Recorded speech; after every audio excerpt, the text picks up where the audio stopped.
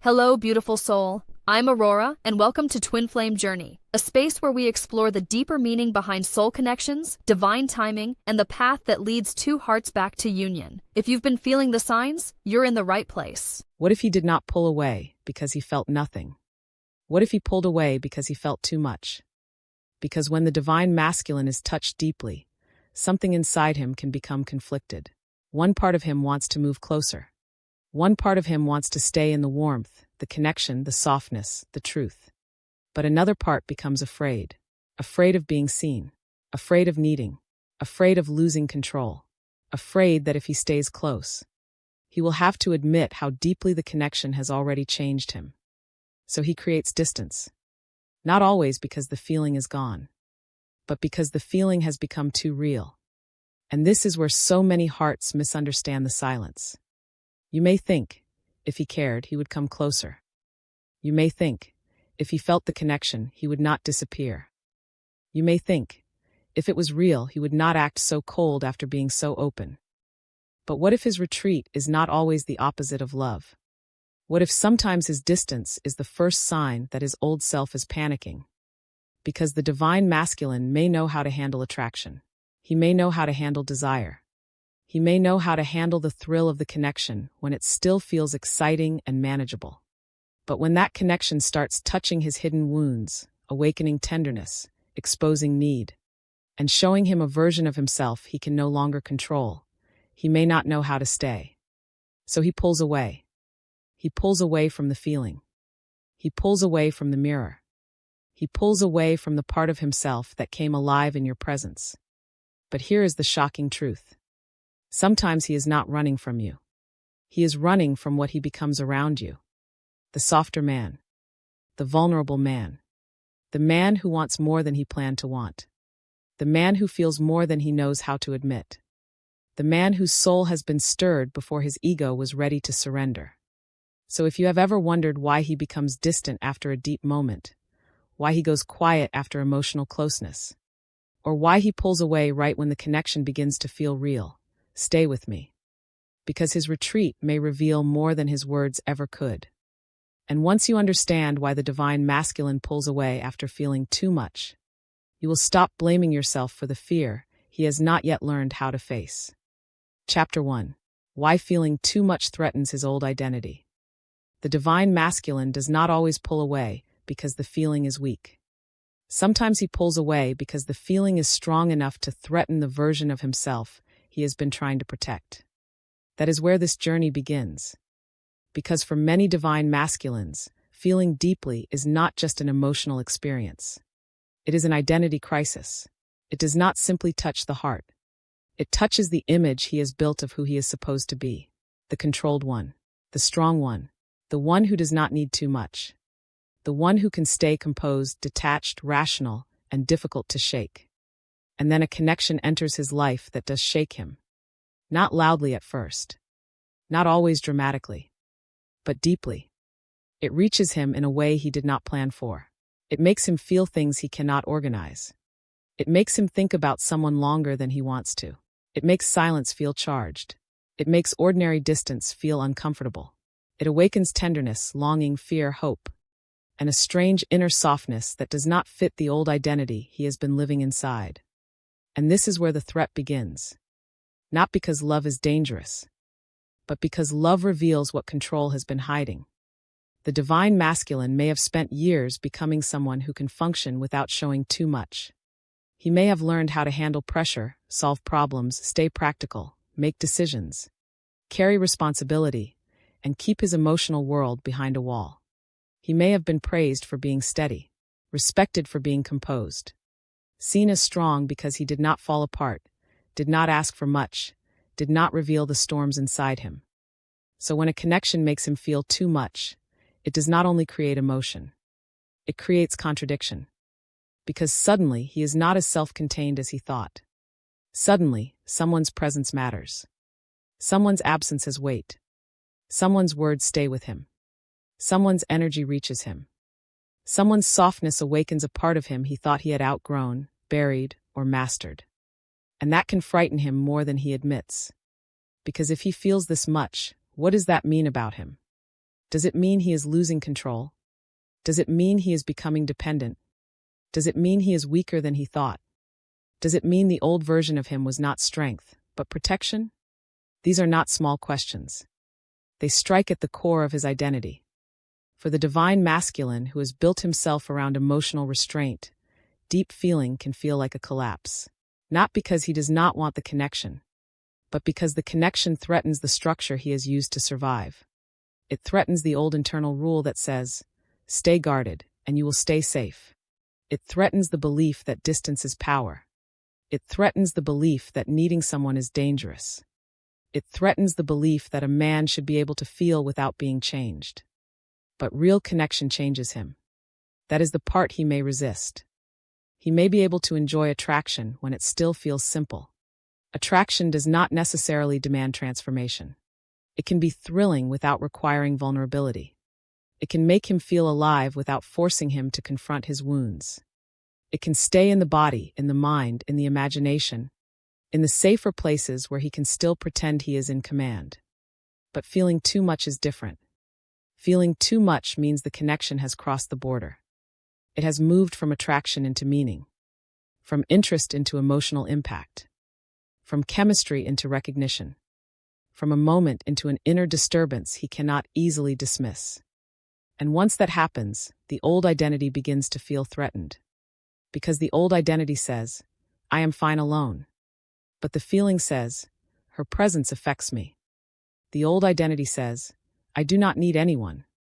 But the feeling says, something in me feels safer with her. The old identity says, I can walk away if I choose. But the feeling says, then why does distance not feel neutral anymore? This is the conflict he may not know how to explain. He may not have words for it. He may not consciously understand it. He may only feel an instinctive urge to create space, to step back, to breathe, to return to himself. But what he calls returning to himself may actually be returning to the old version of himself. The version that feels familiar because it is guarded. And familiar can be mistaken for safe. That is why he may pull away after feeling too much. Not always because he wants to hurt you. Not always because he does not care. Not always because the connection was imagined. Sometimes he pulls away because closeness has brought him into contact with a self he has not learned how to live from yet. A softer self. A more open self. A more vulnerable self. A self that wants to be loved, not just admired. A self that wants to be met, not just desired.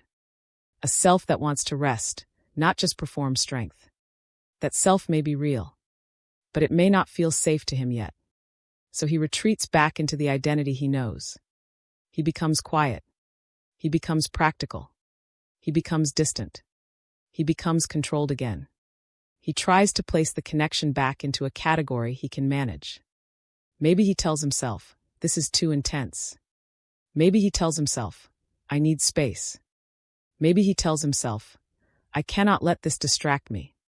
Maybe he tells himself, I should not be feeling this much. But underneath those thoughts, there may be a deeper fear. The fear that if he stays close, he will not be able to keep pretending. He will not be able to pretend he is unaffected. He will not be able to pretend he does not need tenderness. He will not be able to pretend that emotional closeness does not matter. He will not be able to pretend that the old armor still fits the same way. And that is terrifying. Because the armor may have protected him for years. It may have helped him survive rejection, disappointment, abandonment, pressure, childhood wounds, heartbreak, or the unspoken expectation that he must always be strong. Even if the armor is heavy, it is familiar. Even if it keeps him lonely, it is predictable. Even if it blocks love, it also blocks exposure. So when you touch the place beneath the armor, he may feel both relief and panic. Relief because something in him finally feels reached. Panic because being reached means he is no longer untouchable. And for a man who has mistaken being untouchable for being safe, that can feel like danger. This is why he can be warm one moment and distant the next, open one moment and guarded the next, present one moment and unreachable the next. It may look irrational from the outside, but inside him, two identities are colliding. The old identity wants control. The awakened heart wants truth. The old identity says, do not go deeper. The awakened heart says, this is what you have been longing for. The old identity says, you will lose yourself. The awakened heart says, no, you are finally finding yourself. That inner collision can create withdrawal. Because when a man does not know how to integrate what he feels, he often distances himself from the source of the feeling. He may think he is distancing himself from you, but often he is distancing himself from the emotional truth that arises around you. This is an important distinction. He may not be running from your love. He may be running from his own response to it. He may not be rejecting your presence. He may be rejecting the vulnerability your presence awakens. He may not be afraid of you. He may be afraid of the man he becomes when he is close enough to let you matter. That is the hidden layer. Because feeling too much forces him to face the possibility that his old identity was incomplete. Maybe he is not only the strong one. Maybe he is also the tender one. Maybe he is not only the independent one. Maybe he is also the one who longs for emotional safety. Maybe he is not only the protector. Maybe he is also the one who wants to be protected by love, gentleness, acceptance, and truth. But accepting that requires humility. It requires him to stop worshiping the mask. It requires him to understand that emotional depth is not weakness. That longing is not failure. That vulnerability is not humiliation. That needing closeness does not make him less masculine. It makes him human. And humanity can feel uncomfortable to someone who has survived by becoming hard. So when he feels too much, the first instinct may be to harden again. He may become cold because warmth exposed him. He may become distant because closeness revealed him. He may become silent because words would make the truth too real. He may act unaffected because being affected feels like losing power. But the problem is this. The feeling does not disappear just because he pulls away. Distance may lower the intensity for a moment, but it does not erase what has been awakened. Silence may protect the mask, but it does not heal the fear underneath. Control may help him feel steady, but it does not answer the deeper question his soul is asking. And the question is, can you remain yourself while letting love reach you? That is the real challenge for the divine masculine. Not whether he can feel. He can feel, often more deeply than he shows. The challenge is whether he can allow feeling without interpreting it as a threat. Whether he can experience emotional closeness without immediately trying to regain control. Whether he can understand that being moved does not mean being destroyed. Whether he can let the old identity soften without believing he is losing himself. Because the truth is, feeling too much does not destroy the real masculine. It destroys the false armor around him. It destroys the illusion that strength means numbness. It destroys the belief that love must be controlled to be safe. It destroys the old story that tenderness makes him weak. It destroys the identity built on hiding what his soul came here to heal. And maybe that is why he pulls away. Because something in him knows that if he allows this feeling to keep moving through him, he will not be able to remain the same. He will have to become more honest, more present, more emotionally responsible, more willing to be seen, more willing to admit that the connection matters. That is a lot for a guarded man. So he may step back before he steps forward. He may retreat before he understands. He may become distant before he can explain why the closeness scared him. He may need to confront the old identity before he can choose the deeper truth. This does not mean you should chase him. This does not mean you should excuse emotional inconsistency forever. This does not mean his fear is your responsibility to fix. It means you can understand the pattern without losing yourself inside it. Because his pulling away may reveal his inner conflict, but your peace must still matter. His fear may explain his distance, but it does not require you to abandon your own needs. His awakening may be real, but he is still the one who must choose whether he will grow from it. And that is the deeper truth of Chapter 1. Feeling too much threatens his old identity because it exposes the difference between the man he has been performing and the man his soul is asking him to become. The performed man stays in control. The soul-led man learns how to be honest. The performed man hides tenderness. The soul-led man protects tenderness. The performed man pulls away when love becomes too real. The soul-led man eventually learns that real love is not the enemy. Fear is. And once he begins to see that, the journey changes. Because then pulling away is no longer just a reaction. It becomes a mirror showing him where he is still guarded, where he still confuses distance with safety, where he still believes the heart must be controlled instead of understood. That is where transformation begins. Not in the moment he feels too much, but in the moment he asks why feeling too much scares him. And if this chapter spoke to you, stay with me for chapter 2. Because next we are going deeper into the moment closeness starts feeling like exposure. And why the connection that makes him feel most alive can also make him feel most afraid of being truly seen. Chapter 2. The moment closeness starts feeling like exposure. There is a moment when closeness stops feeling only beautiful. It starts feeling exposing. That is where this chapter begins. Because at first, the divine masculine may be able to enjoy the connection. He may enjoy the warmth, the chemistry, the depth, the conversations, the magnetic pull. The way your presence makes something inside him feel more alive. In the beginning, he may even move toward it naturally. He may open more than usual. He may say things he does not normally say. He may let the connection deepen because for a moment, it feels safe enough to enter. But then something changes. The closeness becomes real. And once it becomes real, it starts revealing him. Not just his desire. Not just his interest.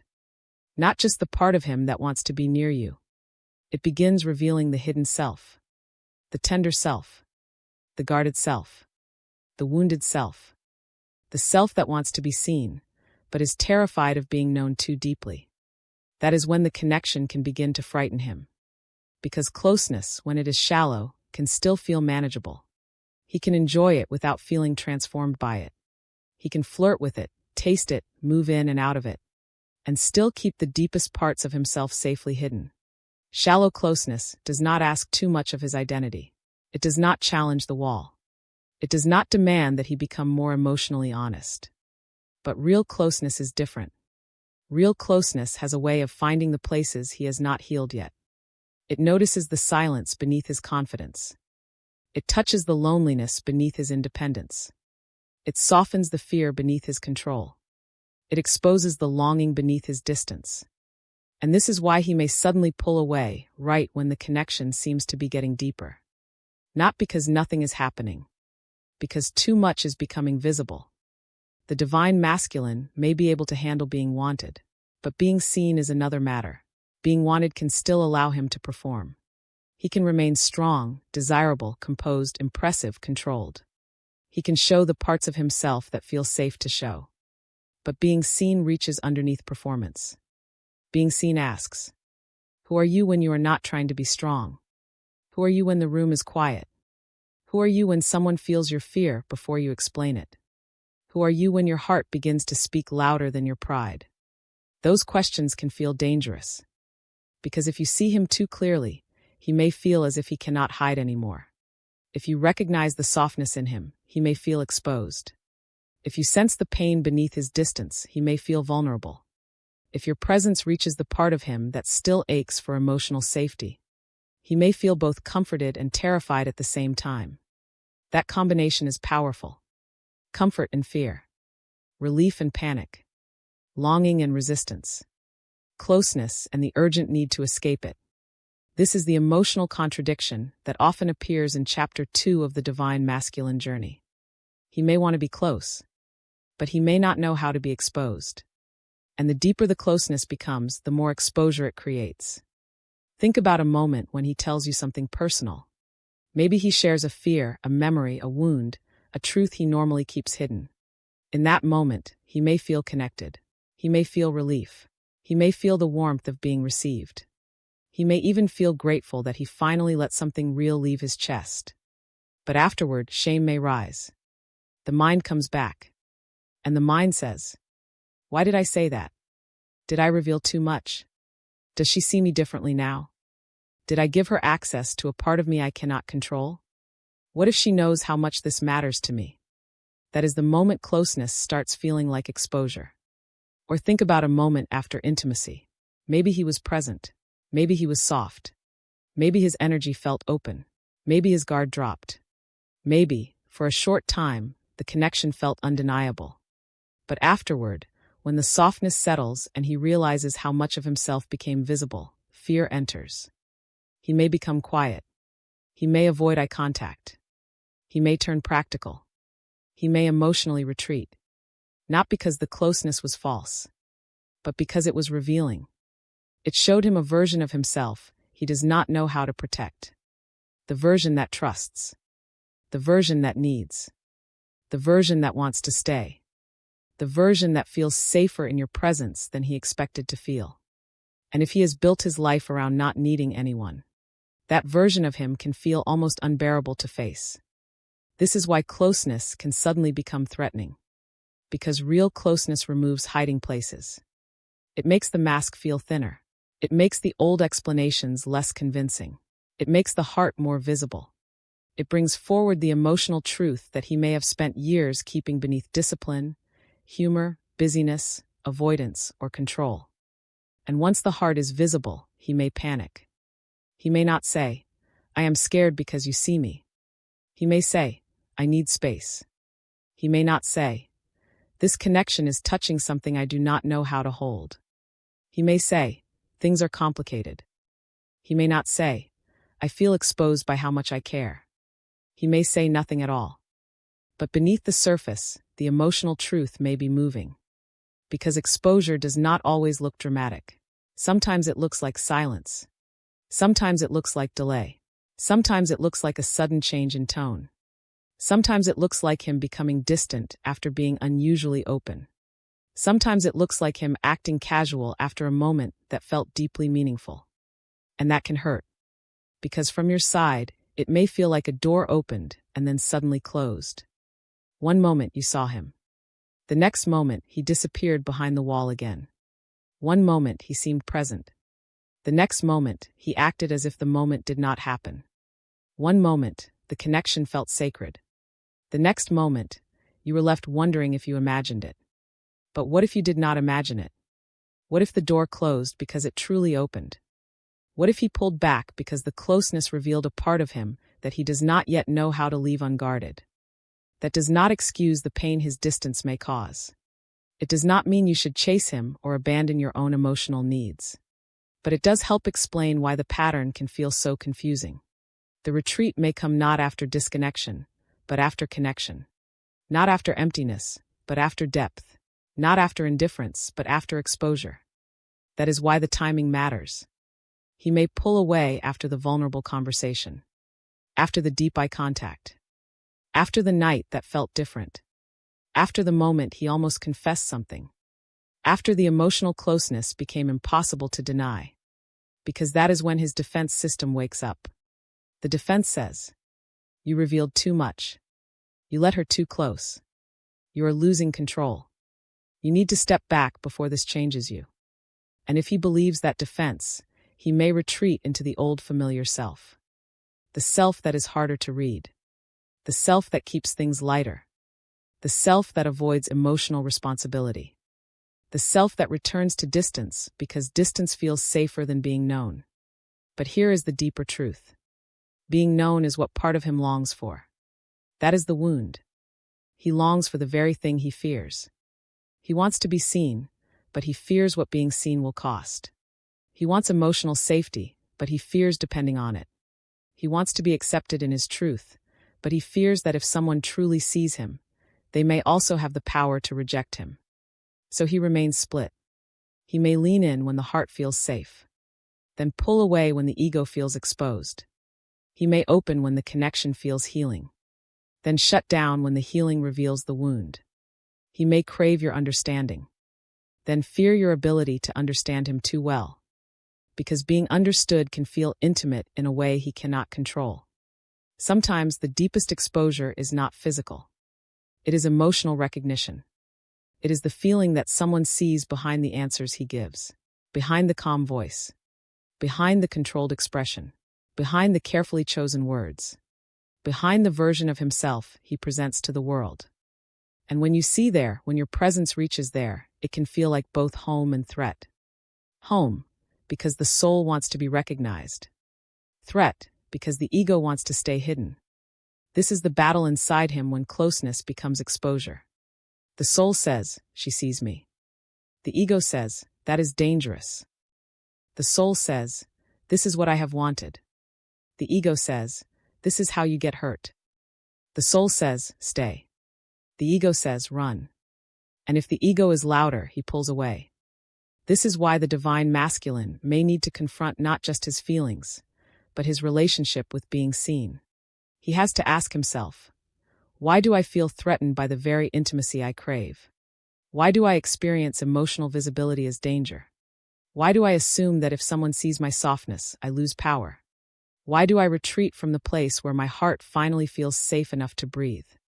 These questions are part of his awakening, because he cannot build real love while hiding from being known. He cannot receive deep intimacy while protecting every vulnerable part from contact. He cannot keep asking for connection while running from the exposure connection naturally brings. And that is the lesson of this chapter. Closeness becomes exposure because real connection does not only bring comfort, it brings truth. It shows what is hidden. It reveals what is tender. It makes the old mask less useful. It invites the divine masculine into a deeper version of himself. But the invitation may feel like a threat before it feels like healing. That is why he pulls away. Because the moment he feels truly close, he also feels truly visible. And visibility can awaken every old wound around shame, rejection, abandonment, inadequacy, and loss of control. He may not understand this clearly. He may only know that the connection suddenly feels intense, and distance feels like relief. But relief is not always truth. Sometimes relief is just the nervous system returning to an old pattern. The old pattern says, hide before you are hurt. The new truth says, stay and learn that being seen does not have to destroy you. That is the threshold he stands at. He can keep confusing exposure with danger. Or he can begin to understand that being seen by the right kind of love is not humiliation. It is healing. It is the place where the false self begins to soften.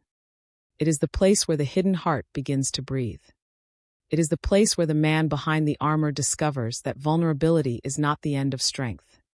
It is the beginning of truth. And for you, this chapter carries a message too. Do not blame yourself for the parts of him that became afraid when the connection became real. Do not assume that his retreat means you were too much. Sometimes what feels like too much to a guarded man is simply the presence of truth. Sometimes your softness did not overwhelm him because it was wrong. It overwhelmed him because it touched what was still unhealed. But also, do not disappear inside his fear. You can understand the exposure without becoming responsible for managing it. You can recognize the wound without sacrificing your own need for consistency. You can hold compassion for his process while still honoring your own heart. Because love is not proven by how much uncertainty you can endure. Love is proven by how much truth both people are willing to meet. And if he is not ready to meet the truth yet, that does not make you unworthy.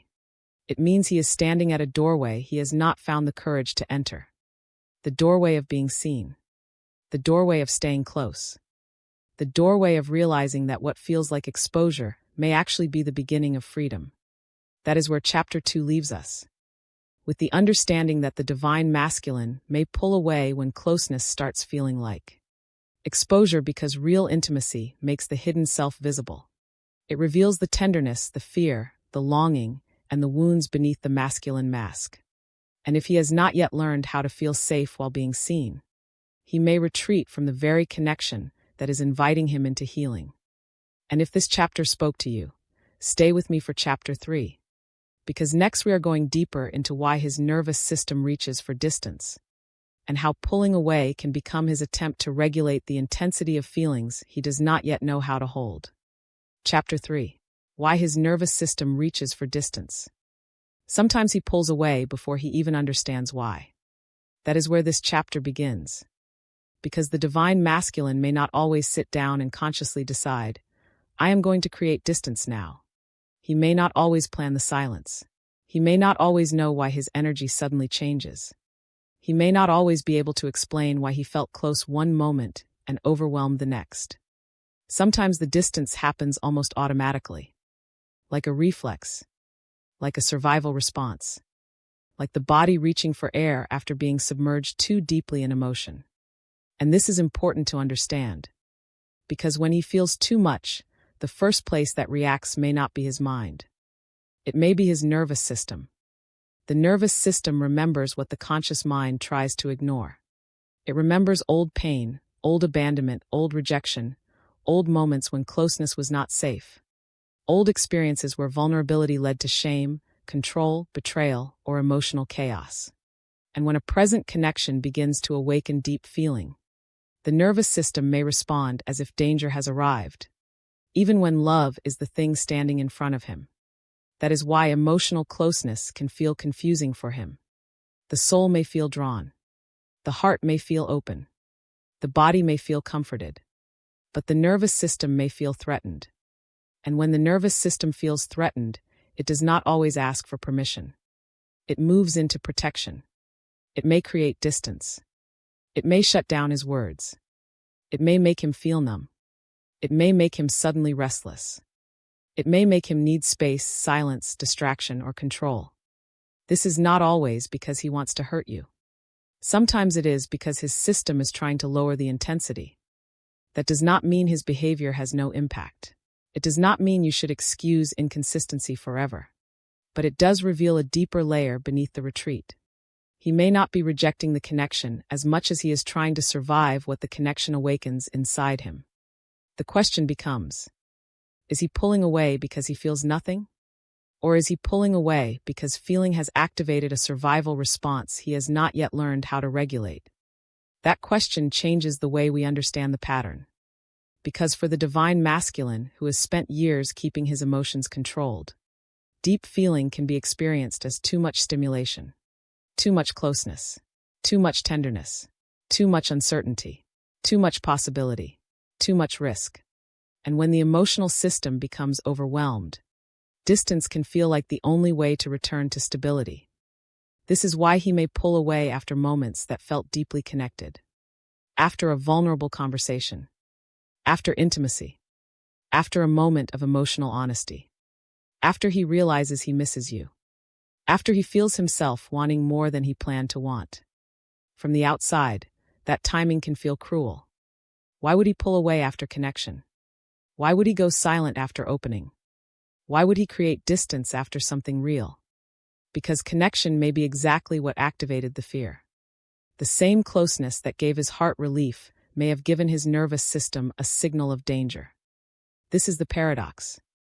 Love can feel safe to the soul and unsafe to the wounded system at the same time. The soul says, this feels real. The nervous system says, real means risk. The soul says, move closer. The nervous system says, closeness has hurt before. The soul says, stay open. The nervous system says, shut down before you lose control. And if he has not learned how to recognize this inner conflict, he may obey the fear without questioning it. He may think the need for distance means the connection is wrong. He may think the intensity means he should step back. He may think the discomfort means he should detach.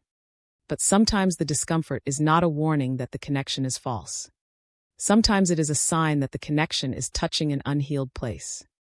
That is why distance can become his regulation strategy.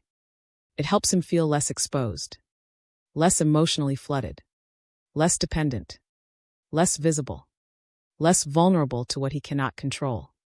When he is close to you, he may feel everything at once: the longing, the tenderness, the fear, the memories, the desire, the hope, the pressure of what the connection could become. But when he steps back, the intensity lowers. His system feels more spacious. He can breathe again. He can return to familiar ground. And familiar ground, even when lonely, can feel safer than emotional openness. That is the tragedy of this pattern. He may choose distance not because distance makes him happy, but because distance feels manageable.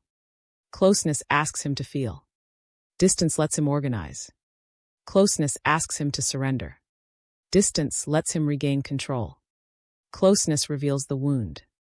Distance lets him avoid touching it for a little longer. But avoidance is not healing. It only delays the moment when he must face what keeps getting activated. Because if the connection is real, and if the feeling is deep, distance may calm him temporarily, but it will not erase the truth.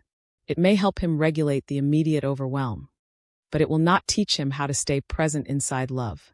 It may protect him from vulnerability, but it will not give him the intimacy his soul is longing for. And that is why the cycle repeats. He comes close because the heart wants connection. He pulls away because the nervous system fears exposure. He misses the connection because the soul remembers. He returns when the longing becomes stronger than the fear. Then, if closeness becomes intense again, the same fear rises. Closer, distant, warm, cold, open, guarded, present, gone. This is not the rhythm of peace. It is the rhythm of an unregulated heart trying to love through an unhealed nervous system. And this is why he must become conscious. Because what remains unconscious becomes pattern. If he never asks, "Why do I shut down when I feel close?" he may keep believing the shutdown is truth. If he never asks, "Why does tenderness make me want to run?" he may keep confusing fear with wisdom. If he never asks, "What am I protecting myself from?" he may keep protecting himself from the very connection that could help him heal. That is the deeper invitation. Not for him to force himself into closeness before he is ready, but for him to learn the difference between danger and vulnerability. Because they are not the same. Danger means something is unsafe. Vulnerability means something is real. Danger requires protection. Vulnerability requires courage. Danger tells him to leave. Vulnerability asks him to breathe, stay present, and listen to what the heart is revealing. But if he has never learned this difference, he may treat every vulnerable feeling as danger. That is when the nervous system takes over. His chest may tighten. His thoughts may race. His body may become restless. His emotions may suddenly feel muted. His desire to communicate may disappear. His instinct may be to create space, even if he cannot explain why. And then you may be left trying to interpret silence that even he does not fully understand. That can be painful, because you may personalize it. You may think, "I did something wrong." You may think, "I was too open." You may think, "Maybe I scared him away." You may think, "Maybe the connection meant nothing." But sometimes the truth is more complex. You may not have scared him away. The feeling did. The emotional depth did. The vulnerability did. The possibility did. The mirror did. The part of him that realized he could no longer stay untouched did. And while that explains the pattern, it does not make it your responsibility. That is essential. Understanding his nervous system does not mean abandoning your own. You are not here to become the regulator for a man who refuses to learn himself. You are not here to become so patient with his fear that you become disconnected from your own needs. You are not here to shrink your emotional truth, so his system never has to stretch. Compassion must not become self-abandonment. You can understand that he pulls away because he is overwhelmed, and still know that you deserve consistency. You can see that his silence may come from fear, and still know that communication matters. You can recognize that his nervous system is activated, and still refuse to be trapped in a cycle where his regulation always comes at the cost of your peace. Because both truths can exist. His fear may be real, and your need for emotional safety is real too. This is where wisdom enters. The goal is not to chase him every time he pulls away. The goal is not to prove to him that you are safe by tolerating endless distance. The goal is not to decode every silence until you lose your own center. The goal is to understand the pattern clearly enough that you stop blaming yourself. He pulls away because his nervous system reaches for distance when feeling becomes too intense. That is about his relationship with intimacy, his relationship with vulnerability, his relationship with being seen. His relationship with old wounds that may have taught him closeness is dangerous.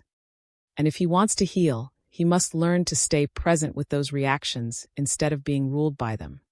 He must learn to pause before disappearing. He must learn to name overwhelm instead of turning it into silence. He must learn to say, "I need a moment," without abandoning the connection. He must learn to breathe through vulnerability instead of treating it like a threat. He must learn that emotional intensity can be held, not only escaped. That is emotional maturity. Not never feeling overwhelmed, but becoming responsible for what he does when he is overwhelmed. Because the awakened divine masculine is not a man who never feels fear. He is a man who learns not to let fear make all his decisions. He is not a man whose nervous system never activates. He is a man who becomes conscious enough to recognize activation and choose truth anyway. That is the difference between reaction and growth. Reaction says, I feel overwhelmed, so I disappear. Growth says, I feel overwhelmed, so I need to understand what is happening inside me. Reaction says, distance is the only way to feel safe. Growth says, maybe I can create space without creating emotional harm. Reaction says, this feeling is too much. Growth says, this feeling is showing me where I still need healing. That shift is everything. Because when he starts relating to his nervous system with awareness instead of obedience, the pattern begins to change.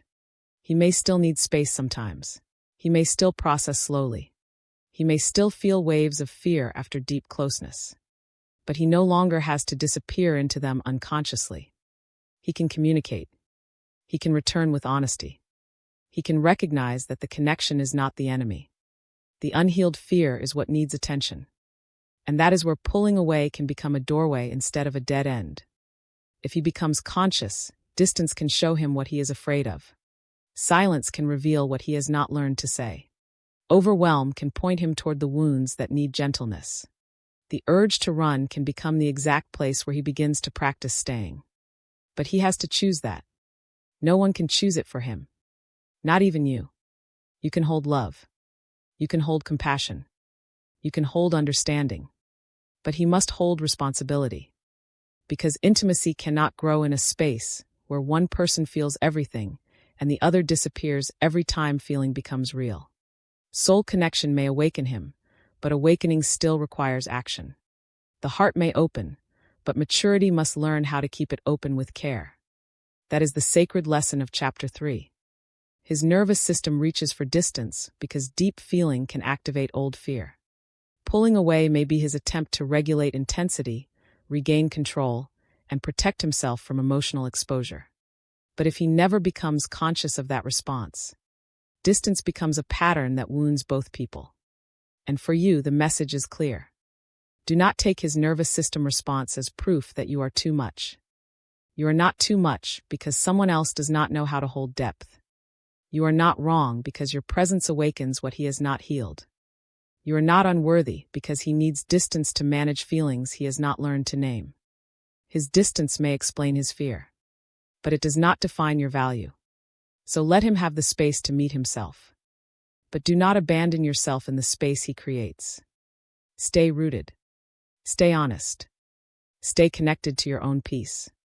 Let his distance reveal what it needs to reveal, but do not let it convince you that love must feel like confusion. Because real healing is not only about him learning how to come closer. It is also about you learning not to chase what is running from itself. And if this chapter spoke to you, stay with me for Chapter 4. Because next we are going deeper into the fear of needing you more than he planned. And why the moment he realizes your presence matters to his inner world may be the very moment his fear becomes strongest. Chapter 4. The fear of needing you more than he planned. He may not be afraid of wanting you. He may be afraid of needing what he feels with you. That is where this chapter begins. Because wanting can still feel manageable to the divine masculine. Wanting can stay in the language of attraction, chemistry, desire, curiosity, or emotional interest. Wanting allows him to believe he is still choosing from a place of control. He can want someone and still tell himself he is independent. He can desire closeness and still believe he can step back whenever he wants. He can enjoy the connection and still imagine that he remains untouched at the deepest level. But need is different. Need makes the connection personal. Need says, this affects me. Need says, her presence changes my inner world. Need says, I do not feel the same when she is gone. Need says, something in me has started depending on the safety, warmth, and recognition I feel with her. And that can terrify him. Not because needing emotional connection is wrong, but because he may have spent years building an identity around not needing anyone too much. The old self may have learned to survive by staying self-contained, by not asking for comfort, by not reaching too openly, by not admitting loneliness, by not showing how deeply another person's presence can calm him, soften him, or make him feel more alive. He may have learned that needing someone gives them power, that needing someone creates risk, that needing someone opens the door to disappointment, rejection, abandonment, or loss. So when he begins to need you more than he planned, the fear can become intense. He may not recognize it as fear at first. He may call it pressure. He may call it uncertainty. He may call it needing space. He may call it bad timing. He may call it too much. But underneath all of that, there may be one hidden truth. You matter more than he expected. And that is what he does not know how to hold. Because when you begin to matter to his inner world, the connection is no longer something he can keep on the surface. It is no longer only about how he feels when you are near. It becomes about how he feels when you are not there. It becomes about the silence after your voice, the heaviness after your absence, the way his mind returns to you when he is not trying, the way his body remembers your energy, the way his heart notices the difference between ordinary peace and the deeper peace he feels around you. That is when need begins to reveal itself. Not as weakness, as attachment, as recognition, as the quiet truth that something in him has started reaching. And that reach can scare him deeply. Because the divine masculine may be comfortable being wanted, but uncomfortable needing. Being wanted can make him feel powerful. Needing can make him feel exposed. Being desired can affirm the mask. Needing emotional safety can reveal the hidden child inside him. The part that still longs to be held without judgment, chosen without performance, and loved without having to prove his worth. That part is tender. And tenderness is often what he protects most. So when he begins to need you, he may not move closer. He may pull away. This is one of the most confusing contradictions in the journey. The more he feels nourished by the connection, the more he may fear depending on it. The more he feels calm in your presence, the more he may panic when he realizes your presence has become important. The more he feels understood, the more he may fear being seen too deeply. The more he feels he can rest with you, the more he may become aware of how exhausted he has been from surviving without that rest.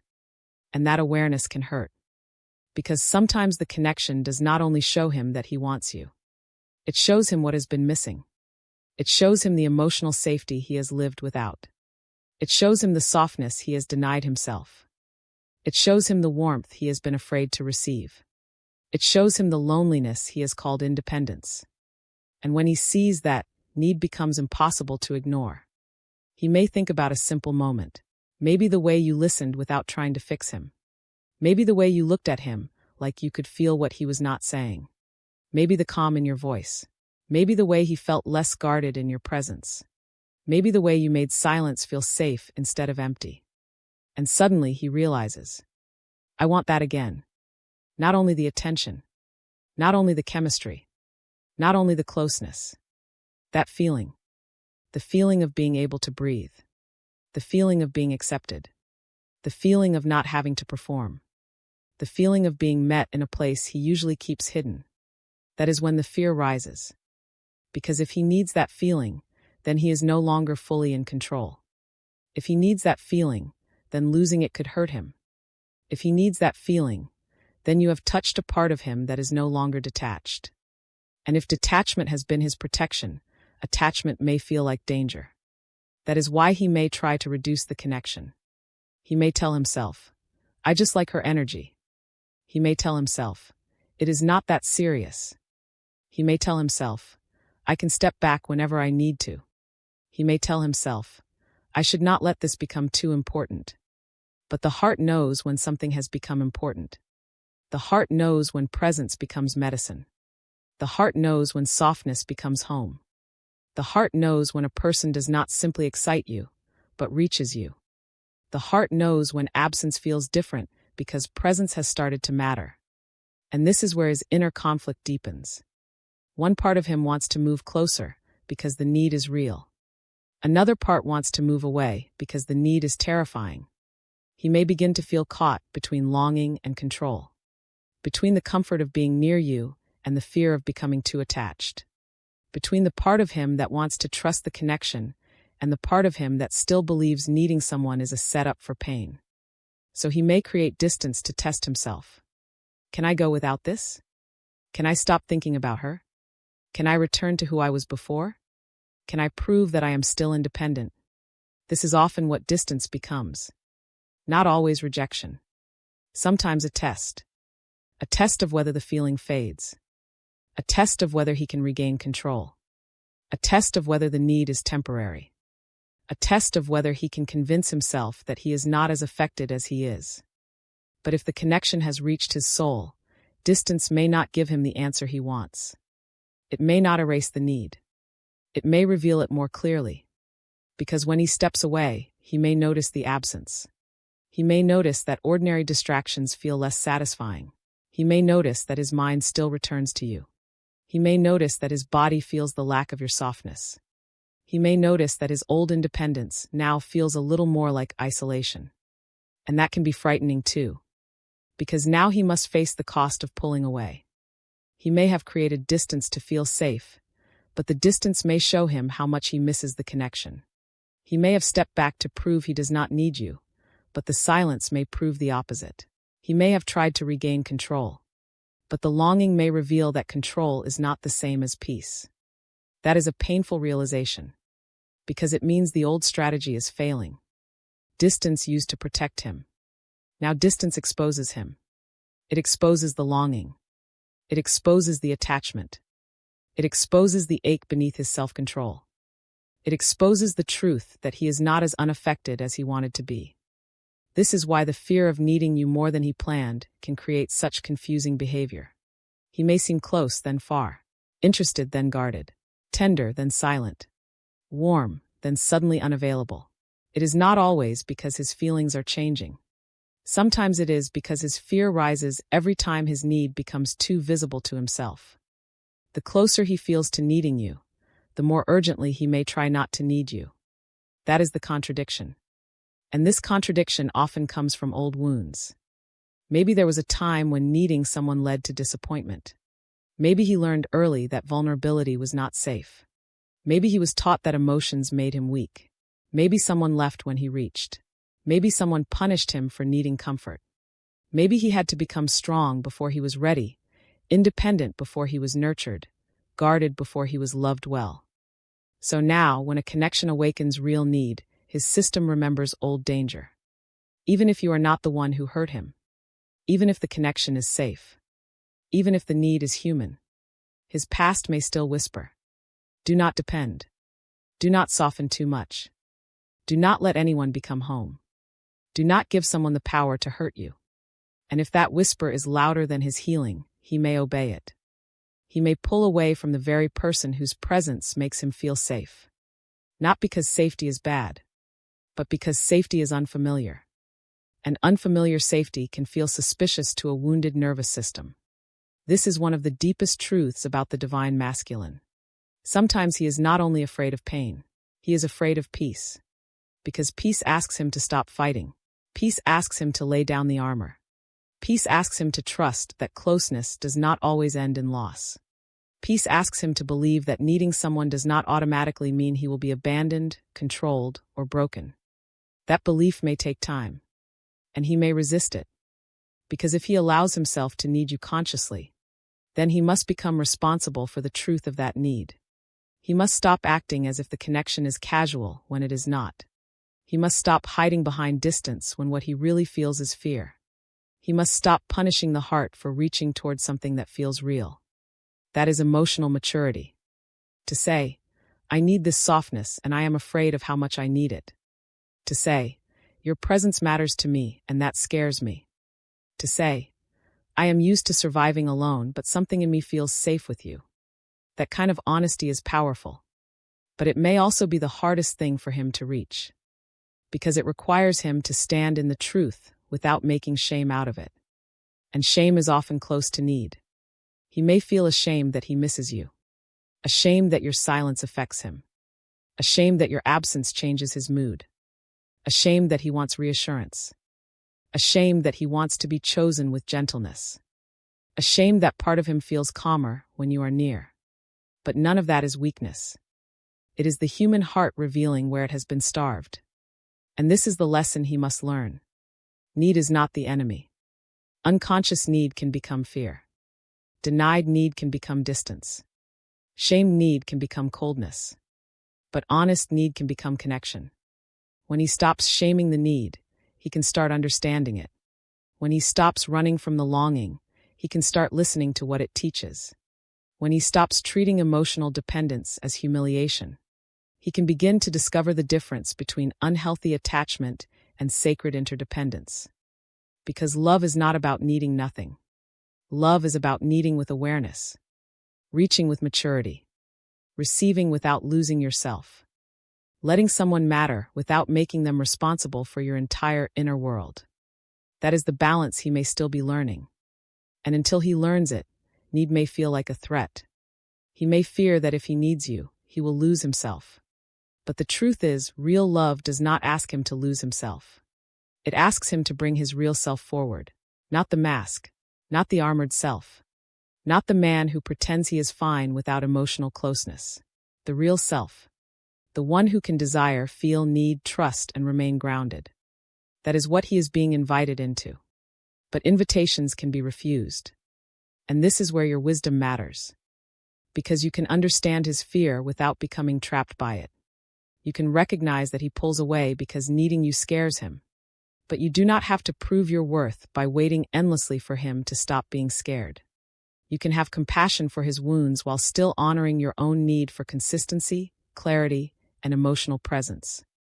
His fear of needing you is not your responsibility to cure.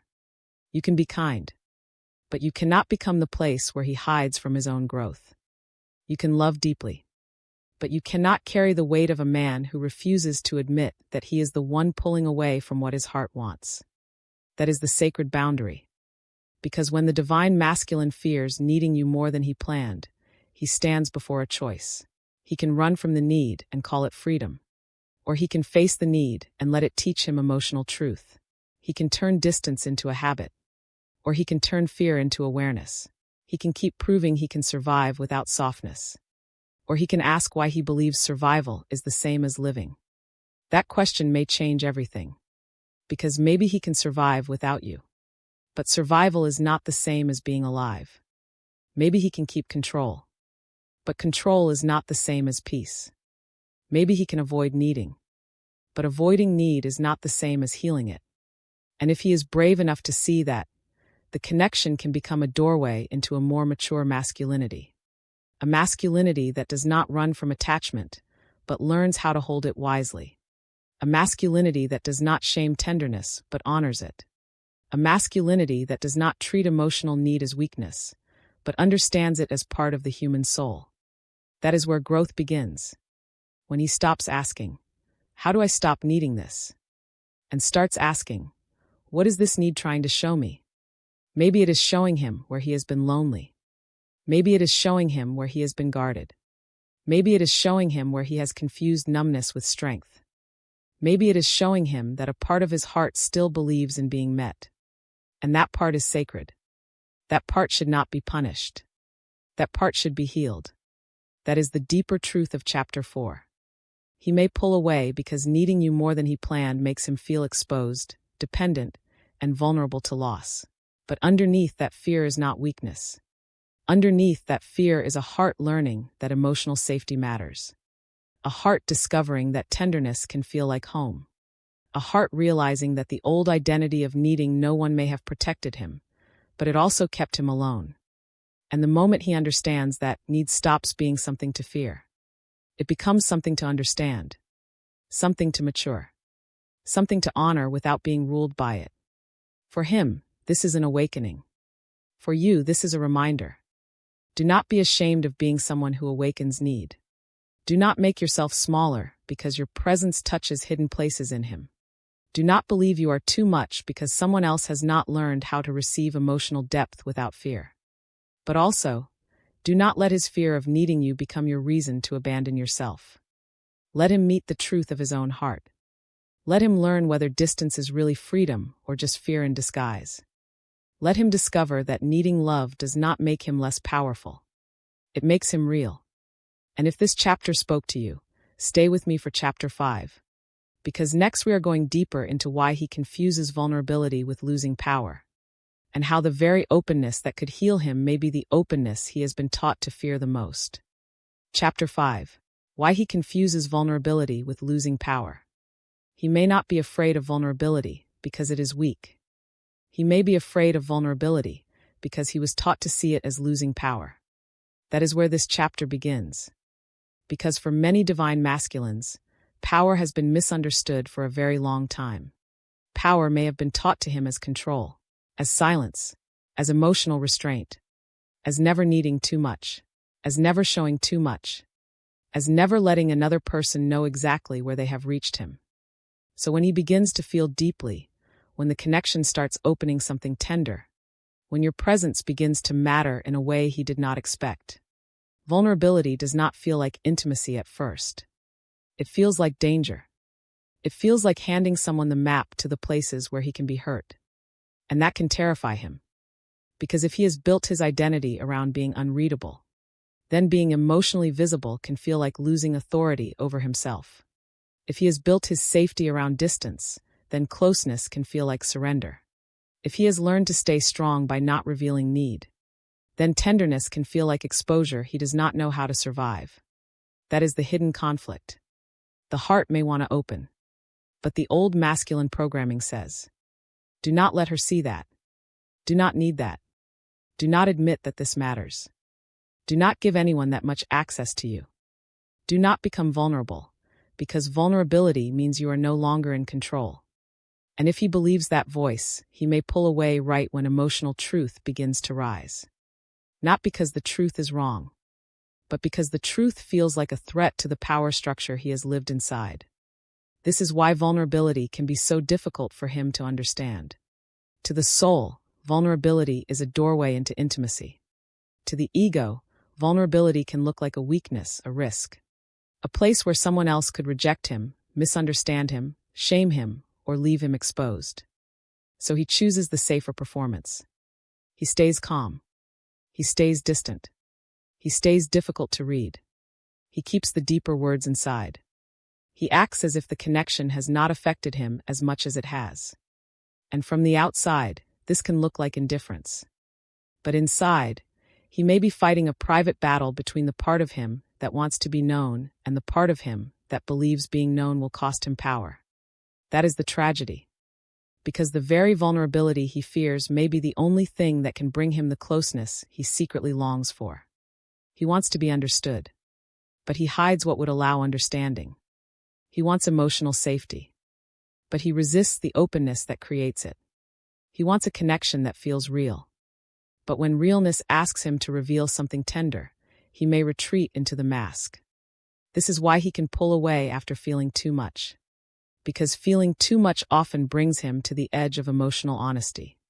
It brings him close to the words he has not said, the admission he has avoided, the truth he cannot keep neatly hidden anymore. Maybe he almost tells you he misses you. Maybe he almost admits that your presence calms him. Maybe he almost says that the connection feels different. Maybe he almost lets you see the fear beneath his silence. And then something in him stops. The old reflex returns. Do not say that. Do not reveal that.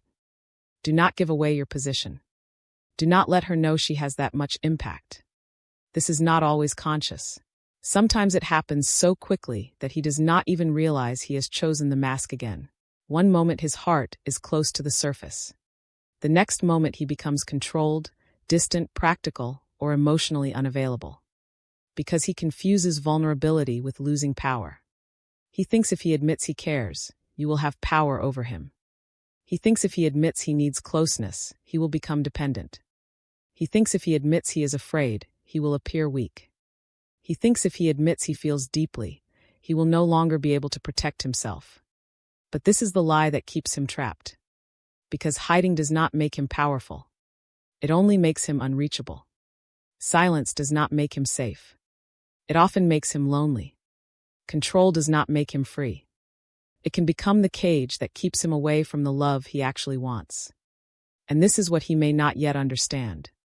Real power is not the ability to feel nothing. Real power is the ability to feel deeply without abandoning yourself. Real power is not keeping your heart hidden forever. Real power is knowing who deserves access to your heart and having the courage to be honest when something is real. Real power is not pretending you do not care. Real power is being grounded enough to care without becoming controlled by fear. But if he has never seen vulnerability modeled as strength, he may not know this yet. Maybe he grew up in a world where men were praised for being hard. Maybe he was taught that emotions were problems to solve, not truths to understand. Maybe softness was mocked. Maybe need was punished. Maybe vulnerability was used against him. Maybe the last time he opened, someone made him regret it.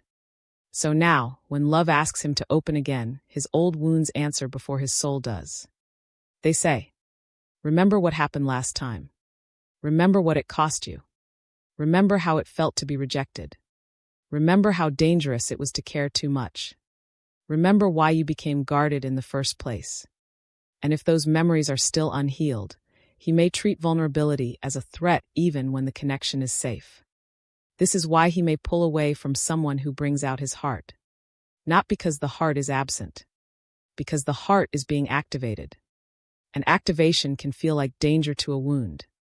That is why his distance may increase after emotional closeness, after the deep conversation, after the intimacy, after the moment he was softer than usual, after the feeling became too visible, after he realized you may have seen the real him. He may feel exposed afterward. And exposure can create shame. He may think, "Why did I let her see that side of me? Why did I say so much? Why did I soften like that? Why do I feel like she can read me? Why does caring feel like giving something away?" These questions reveal his confusion, because he is interpreting emotional openness as a loss of power rather than a movement toward truth. And until that changes, his relationships will carry the same pattern. He will crave depth, then fear it. He will seek closeness, then resist it. He will want to be loved, then hide the parts that need love most. He will feel deeply, then punish himself for feeling deeply. He will pull away from the very vulnerability that could finally heal him. This is the inner wound of the divine masculine in this stage. He does not yet know how to remain powerful while being open. He thinks he must choose either control or vulnerability, either strength or tenderness, either independence or need, either power or love. But the soul knows there is another way. The soul knows that true masculine power becomes deeper when it is connected to the heart. It becomes more grounded, not less, more honest, not weaker, more capable of devotion, not less free, more able to protect what is sacred, because it is no longer afraid to acknowledge what is sacred. A man disconnected from vulnerability may look strong on the outside, but he may be ruled by fear on the inside. A man connected to vulnerability may look softer, but he may be standing in a truth the guarded man is still running from. That is the difference. The guarded man asks, "How do I stay in control?" The awakened man asks, "How do I stay in truth?" The guarded man thinks openness will make him lose himself. The awakened man learns that openness can reveal the self he has been hiding. The guarded man pulls away when he feels too much. The awakened man learns to stay present and ask, "What is this feeling showing me?" That is the shift he is being invited into.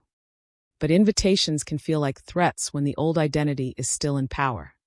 So he may resist. He may act like he does not care because caring feels too exposing. He may delay communication because answering honestly would reveal too much. He may keep the connection undefined because definition would make the emotional truth more real. He may say he is confused because confusion feels safer than admitting fear. And sometimes he may genuinely be confused because his heart and his programming are giving him two different messages. His heart says this matters. His programming says, "Do not let anything matter too much." His heart says, "She feels safe." His programming says, "Safety can disappear, so do not depend on it." His heart says, "Be honest." His programming says, "Honesty gives away power." That is why he may feel torn. And when he is torn, distance can seem like the easiest answer. Distance allows him to avoid choosing. Distance allows him to avoid confessing. Distance allows him to avoid the discomfort of emotional exposure. Distance allows him to feel powerful again, at least temporarily. But temporary power is not the same as healing.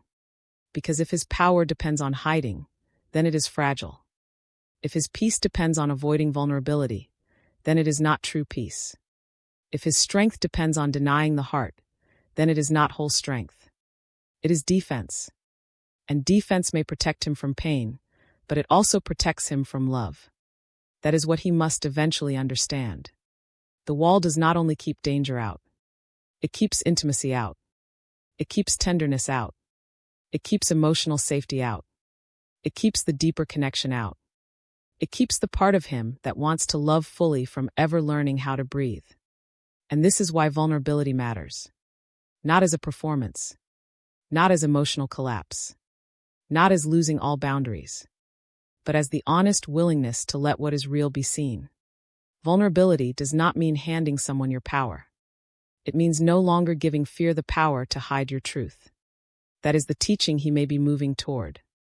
He must learn that saying, "I care," does not make him weak. It makes him honest. He must learn that saying, "This connection scares me," does not make him less masculine. It makes him self-aware. He must learn that saying, "I need space, but I do not want to disappear," does not make him powerless. It makes him emotionally responsible. He must learn that saying, "You matter to me," does not mean he has lost control. It means he has found the courage to honor what is real. That is what mature masculine energy looks like. It does not hide behind silence and call it strength. It does not use distance as a weapon. It does not punish tenderness because tenderness feels unfamiliar. It does not disappear every time the heart becomes visible. Mature masculine energy can stand in vulnerability without collapsing into shame. It can communicate fear without making fear the leader. It can feel deeply without pretending depth is danger. It can protect the connection not by controlling it, but by showing up with truth. That is the version of him his soul may be trying to awaken. But before he becomes that man, he may first have to face all the ways he has confused vulnerability with losing power. He may have to see how many times he pulled away not because love was wrong, but because love made him visible. He may have to see how many moments he called too intense when they were actually too honest. He may have to see how often he chose control because he did not know how to choose courage. And that realization can be painful, because it may show him what his fear has cost him. The conversations he avoided. The tenderness he did not protect. The connections he left in confusion. The love he kept at a distance because he did not know how to be seen. But pain can become wisdom when he stops using it as a reason to hide. That is where transformation begins. When he looks at his fear and says, "I thought vulnerability would make me powerless. But hiding has made me lonely. I thought silence would protect me. But silence has kept me misunderstood. I thought distance made me strong. But distance has kept me from the love I actually want." That awareness is sacred. Because the moment he begins to question the old definition of power, the heart has room to grow. He can begin to understand that vulnerability is not the opposite of masculinity. It is the doorway into a masculinity that is no longer ruled by fear. A masculinity that is brave enough to feel, brave enough to speak, brave enough to stay, brave enough to protect softness instead of denying it. And for you, this chapter carries an important message. Do not let his fear of vulnerability make you believe your emotional depth is too much. Do not let his inability to stay open convince you that you should become less open. Do not shrink your truth because someone else confuses honesty with danger. Your softness is not the problem. His relationship with softness may be the wound. Your desire for communication is not weakness. His fear of emotional visibility may be the barrier. Your need for clarity is not too much. His discomfort with truth may be what he still has to heal. So hold compassion, but keep your center. You can understand that vulnerability scares him. You can understand that he may equate openness with losing power. You can understand that his retreat may come from old conditioning old pain, and old fear. But understanding him does not mean disappearing from yourself. Because love cannot be built only around his fear. Love also needs your truth, your safety, your peace, your clarity, your right to be met with emotional maturity. And if he is meant to grow, he must learn that vulnerability is not something to run from. It is something to respect, something to practice, something to carry with dignity, something that can deepen his strength rather than destroy it. That is the sacred truth of Chapter 5. He pulls away after feeling too much because vulnerability may feel like losing power to the old masculine self. But the deeper truth is that vulnerability does not take power away. It reveals what kind of power he actually has. The power to be honest. The power to stay present. The power to feel without hiding. The power to love without letting fear make every decision. And once he understands that, pulling away will no longer feel like protection. It will feel like the old wound asking to be healed. That is where Chapter 5 leaves us. With the understanding that the divine masculine may confuse vulnerability with weakness because he has not yet learned that real strength includes emotional truth. He may pull away to preserve control, but control is not the same as power. True power begins when he can stand in what he feels without running from who it asks him to become. And if this chapter spoke to you, stay with me for Chapter 6. Because next we are going deeper into the shame that rises after he opens. And why the very moments where he reveals his heart can become the moments he later tries hardest to hide. Chapter 6. The shame that rises after he opens. Sometimes the moment he opens is not the moment he feels free. Sometimes it is the moment shame begins to rise. That is where this chapter begins. Because when the divine masculine finally lets something real show, when he speaks from a softer place, when he reveals a fear, admits a longing, shares a memory, or lets you see the emotional truth beneath the surface, there may be a brief moment of relief. He may feel lighter. He may feel closer. He may feel understood. He may feel the warmth of being received instead of judged. But then, afterward, something old may return. The mind comes back. The armor comes back. The old programming comes back. And suddenly, what felt honest in the moment begins to feel dangerous in reflection. He may start replaying what he said. He may wonder if he revealed too much. He may question whether you now see him differently. He may feel embarrassed by his own softness. He may feel exposed by the fact that, for one moment, he let the mask slip. That is shame. Not always loud. Not always obvious. Not always something he can name. Sometimes shame arrives quietly, like a shadow after vulnerability. It whispers. Why did you say that? Why did you let her see that? Why did you become so open? Why did you show the part of you that still hurts? Why did you make it obvious that this connection matters? And if he listens to that voice, he may begin to retreat. This is one of the most painful patterns in the divine masculine journey. The very moment that should deepen connection can become the moment he pulls away. Not because the openness was false, but because the openness made him feel too visible afterward. He may not regret the truth itself. He may regret being seen inside the truth. That difference matters. Because when a man has spent years protecting his inner world, being vulnerable can feel like stepping into the light too quickly. At first, the warmth feels beautiful, but then he realizes he is no longer hidden. He realizes someone saw the tenderness, the fear, the longing, the need, the emotional depth he usually keeps behind control. And if he is not used to being held there with safety, his system may interpret visibility as danger. So shame rises to push him back into hiding. Shame says, close the door. Shame says, act normal. Shame says, take back the softness. Shame says, do not let her think she has reached you. And this is why he may act colder after being warm. Not because the warmth was a lie, but because shame punished him for it. Maybe he had a deep conversation with you. Maybe he told you something he does not tell many people. Maybe he admitted that he has been afraid, confused, affected, or emotionally tired. Maybe his voice softened. Maybe his eyes revealed more than his words. Maybe for one moment he stopped performing and let the real man come forward. And then the next day he is distant. He replies less. He becomes careful. He acts practical. He avoids emotional depth. He seems to step backward from the very closeness that had just opened. From your side, this can feel heartbreaking. You may think, did I do something wrong? Did he not mean what he shared? Did I misunderstand the moment?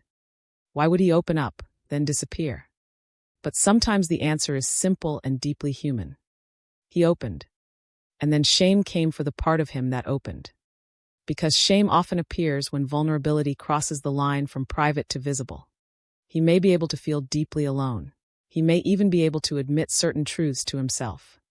But when another person sees those truths, the stakes change. Now the softness is not hidden anymore. Now the wound has a witness. Now the longing is no longer completely under his control. That can feel terrifying. Especially if, somewhere in his past, openness was punished. Maybe he was mocked for being emotional. Maybe he was ignored when he needed comfort. Maybe he was told to toughen up when he was hurting. Maybe he learned that sadness made people uncomfortable. Maybe the people who were supposed to protect his vulnerability used it against him. So now, when he opens, he does not only experience the present moment. He experiences the memory of every time openness did not feel safe. And even if you receive him gently, his old wounds may still expect danger. That is why shame can rise even after love, even after tenderness, even after acceptance, even after a moment that felt healing. Because the wound may not yet trust the new experience. The wound may say, "This will be used against you later." The wound may say, "Do not get comfortable." The wound may say, "You should not have let her see that." The wound may say, "You are safer when no one knows what you feel." And if he has not learned how to challenge that wound, he may obey it. He may distance himself from you because you witnessed something real. This is the hidden pain of Chapter 6. Sometimes he pulls away from the person who made him feel safe because that person has now seen the part of him he is ashamed of. Not because you became unsafe, but because his exposure became unbearable. The closeness was healing. The memory of being exposed was frightening. The moment was real. The aftermath was filled with old fear. That is why shame can distort the truth. It can make a beautiful moment feel like a mistake. It can make emotional honesty feel like weakness. It can make being understood feel like being vulnerable to harm. It can make him want to erase or minimize the very thing that brought him closer to you. So he may try to rewrite the moment.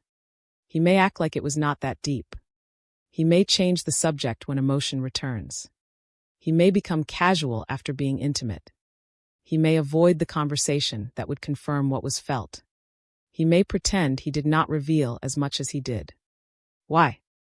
Because if he can make the moment smaller, he does not have to feel as exposed by it. That is what shame tries to do. It reduces truth to protect the mask. But the soul knows. The soul knows the moment mattered. The soul knows the openness was real. The soul knows something softened. The soul knows the wall cracked, even if he tried to rebuild it afterward. And that creates inner conflict. One part of him feels relief because he was finally seen. Another part feels fear because he was finally seen. One part feels grateful for the closeness. Another part feels ashamed of needing it. One part wants to come closer. Another part wants to hide until the vulnerability fades. This split can make him inconsistent, and inconsistency can be painful for you. Because you may feel like you are meeting two versions of him. The open version, and the guarded version. The version who lets you in, and the version who acts like letting you in was an accident. The version who seems deeply affected, and the version who tries to prove he is not. But both versions are part of the same inner battle. The open version is the truth rising. The guarded version is the shame reacting. And until he learns to hold his openness without punishing himself for it, the cycle may continue. He opens. He feels exposed. Shame rises. He pulls away. He misses the connection.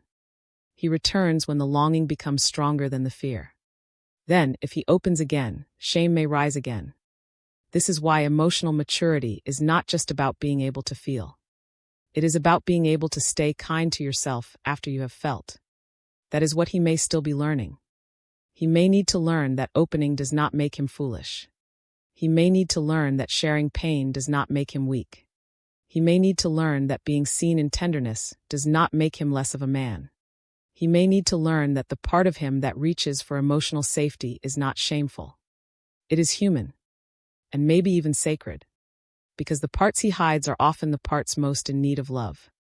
The fear, the grief, the tenderness, the hope, the need to be held emotionally, the desire to be understood without being judged.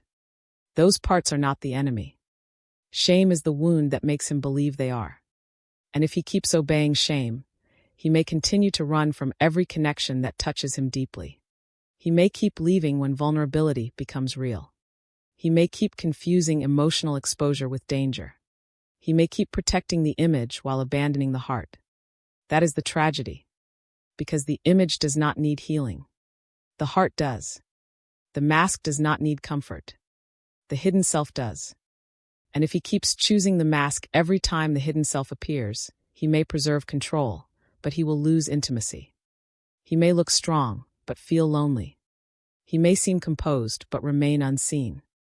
He may avoid shame, but never experience the relief of being loved in truth.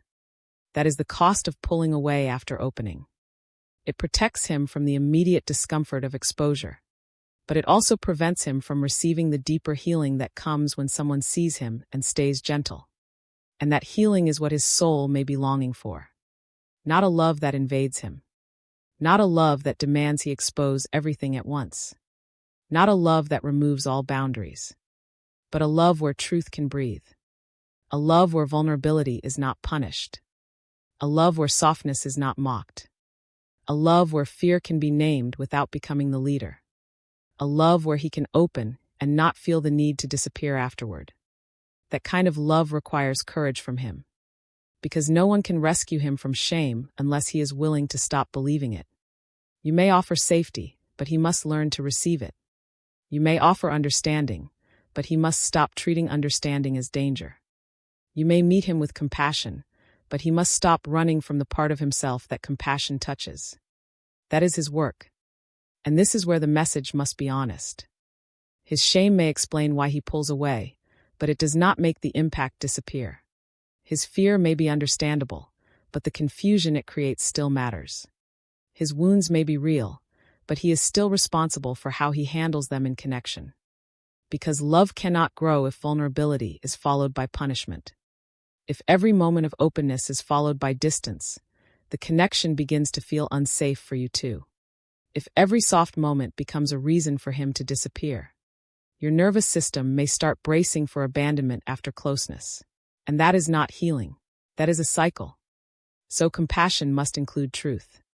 You can understand that shame rises after he opens. You can understand that he may not know how to hold emotional exposure. You can understand that his distance may be a reaction to his own vulnerability. But you must also remember, you deserve consistency. You deserve emotional responsibility. You deserve to feel safe after closeness too. You deserve someone who does not make you pay for the parts of himself he is afraid to face. This does not mean he is bad. It means he is being invited to grow. And growth begins when he stops blaming the connection for what his shame awakens. He must begin to ask, why do I feel embarrassed after being honest? Why do I punish myself after opening?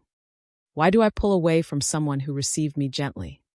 Why do I treat vulnerability like a mistake when it may be the beginning of healing? These questions can change his life. Because once he starts questioning shame, he begins to reclaim the parts of himself shame has kept hidden. He begins to realize that the moment he opened was not a failure. It was courage. The softness was not weakness. It was truth. The emotion was not humiliation. It was humanity. The fact that you saw him did not mean he lost power. It meant he was finally real enough to be met. That is where transformation begins. Not when he never feels shame again, but when he stops letting shame decide whether he stays or runs. The awakened divine masculine is not a man who never feels exposed. He is a man who can feel exposed and still remain present. He is not a man who never worries about being seen. He is a man who learns that being seen by love is not the same as being destroyed. He is not a man who hides after every vulnerable moment. He is a man who can return and say, "That was hard for me, but it was real." That sentence alone can change a connection. Because it turns shame into communication. It turns withdrawal into awareness. It turns fear into a doorway instead of a wall. And maybe that is what he is learning. That vulnerability does not have to be followed by disappearance. That opening does not have to be followed by punishment. That being seen does not have to be followed by shame. That love, when it is conscious, can hold the truth without using it as a weapon. And if he learns that, his entire relationship with intimacy begins to change. He no longer has to act colder after being warm. He no longer has to disappear after being honest. He no longer has to minimize the moment that mattered. He no longer has to hide the part of himself that most wants to be loved. He can begin to stay. Not perfectly, but more honestly. He can begin to return. Not with excuses, but with awareness. He can begin to understand that the shame that rises after he opens is not proof that he made a mistake. It is proof that an old wound has been touched. And wounds do not heal through hiding. They heal through truth. That is the sacred truth of chapter 6.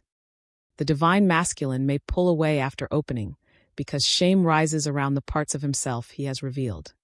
He may feel exposed, embarrassed, or afraid that being seen has given someone power over him. But the deeper truth is that shame is not protecting his strength. It is protecting his wound. And when he becomes brave enough to see that, he can begin to stop running from the moments that could actually heal him. For you, let this chapter be a reminder. Do not blame yourself because your presence made something real come forward. Do not make yourself smaller because someone else feels ashamed of being touched by depth. Do not chase the guarded version of him, hoping to bring back the open version. Stay rooted in your own truth. If he opened, let him be responsible for what he does with that opening. If he pulls away, let him meet the shame that sent him running. If the connection is real, it must become honest, not just intense. It must become mature, not just emotional. It must become a place where both hearts can feel safe after vulnerability, not only during it. Because love is not only the courage to open. It is the courage to remain present after opening. That is where chapter 6 leaves us. With the understanding that shame often rises after he reveals his heart. And that shame may drive him back into distance, silence, or control. But shame is not the final truth. It is only the old wound trying to hide. And if he is willing to face it, the very moment he wanted to take back may become the moment that teaches him how to stay. And if this chapter spoke to you, stay with me for chapter 7. Because next we are going deeper into why he tests the connection from a distance. And how pulling away can become his way of trying to prove he is still in control, even when his heart already knows the truth. Chapter 7. Why he tests the connection from a distance. Sometimes he pulls away because he is trying to prove something to himself. That is where this chapter begins. Because when the divine masculine feels too much, distance can become more than protection. It can become a test of his control, a test of the connection, a test of whether the feeling will fade if he stops feeding it, a test of whether he can return to the old version of himself, the version who did not feel so affected, so exposed, so inwardly changed. He may not call it a test. He may call it needing space. He may call it being busy. He may call it staying focused. He may call it not wanting things to become too intense. He may call it time to think. But underneath that distance, something deeper may be happening.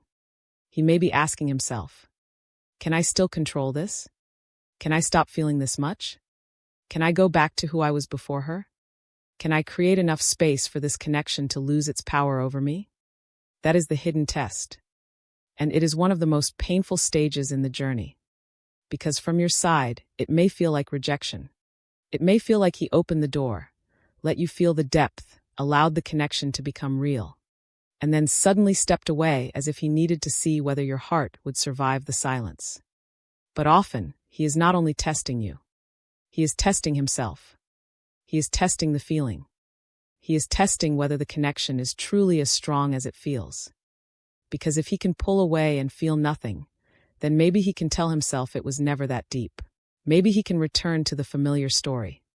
Maybe he can say it was chemistry, timing, attraction, emotion, intensity, but not truth. Maybe he can believe the old identity is still intact. But if he pulls away and the feeling stays, that is when the test begins to fail. Because distance does not always weaken what is real. Sometimes distance reveals it. When he is close to you, the feeling may be easy to explain. He can tell himself it is your presence, your voice, your attention, your warmth, the energy of the moment. He can blame the intensity on proximity. He can say, "Of course I feel this way when she is near." But when he is away from you, and the feeling remains, he has to face something harder. Why do I still feel her when she is not here? Why does the silence not erase the connection? Why does distance make me remember more, not less? Why does the absence feel charged instead of empty? That is when his own strategy turns against him. Because he created distance to regain control. But distance begins showing him what control cannot erase. He stepped back to see if the emotional pull would disappear, but the space may make the pull clearer. He tried to prove that he was still unaffected. But the quiet may reveal that he is more affected than he wanted to admit. This is why testing the connection from a distance can become so emotionally intense. He may not be speaking, but he may be feeling. He may not be reaching out, but he may be watching himself miss you. He may not be admitting anything, but he may be realizing that silence has not made the truth go away. And that realization can frighten him. Because if the connection remains even when he steps back, then it is not only about the moment. It is not only about access. It is not only about habit, chemistry, attention, or emotional stimulation. It has entered somewhere deeper. It has entered memory. It has entered the body. It has entered the heart. It has entered the quiet parts of him that he thought distance could protect. That is why he may become even more conflicted after pulling away. One part of him may feel relief because the immediate intensity is lower, but another part may feel the ache of absence. One part may feel safer because he is no longer exposed in front of you. But another part may feel lonelier because the very person who made him feel seen is now farther away. One part may believe distance gives him power. But another part begins to understand that power without closeness can feel empty. This is the contradiction he must face. Distance gives him control, but connection gave him life. Distance gives him space, but connection gave him meaning. Distance protects the old self, but connection awakens the hidden heart. And now he has to ask, which one am I actually choosing? Because sometimes the divine masculine tests the connection from a distance because he does not yet trust the feeling up close. Up close, the feeling can overwhelm him. Up close, the tenderness can make him feel exposed. Up close, the truth can become too visible. So he steps back, hoping the distance will make things clearer. But clarity does not always come through running.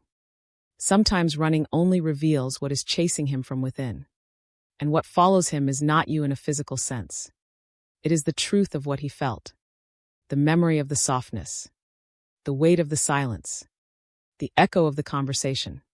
The emotional imprint of being seen. The quiet recognition that something in him opened. These things can follow him even when you do not. And that is what makes the distance sacred and painful at the same time. Sacred because it reveals truth. Painful because it reveals truth through absence. He may begin to notice that the space he created does not feel as peaceful as he expected. He may have thought distance would bring him back to himself. But instead, distance may show him that his old self feels smaller now, colder now, less alive now. He may realize that the version of himself who did not need, did not open, did not feel so much, was not necessarily freer. Maybe he was just more defended. That realization can be difficult, because it means the test is not only about the connection. It is about his identity. He is not only asking, do I still feel her? He is asking, can I keep being the man I was before I felt this? And the answer may be uncomfortable. Because sometimes after a soul-level connection, the old self no longer feels like home. The armor still fits, but it feels heavier. The silence still works, but it feels lonelier.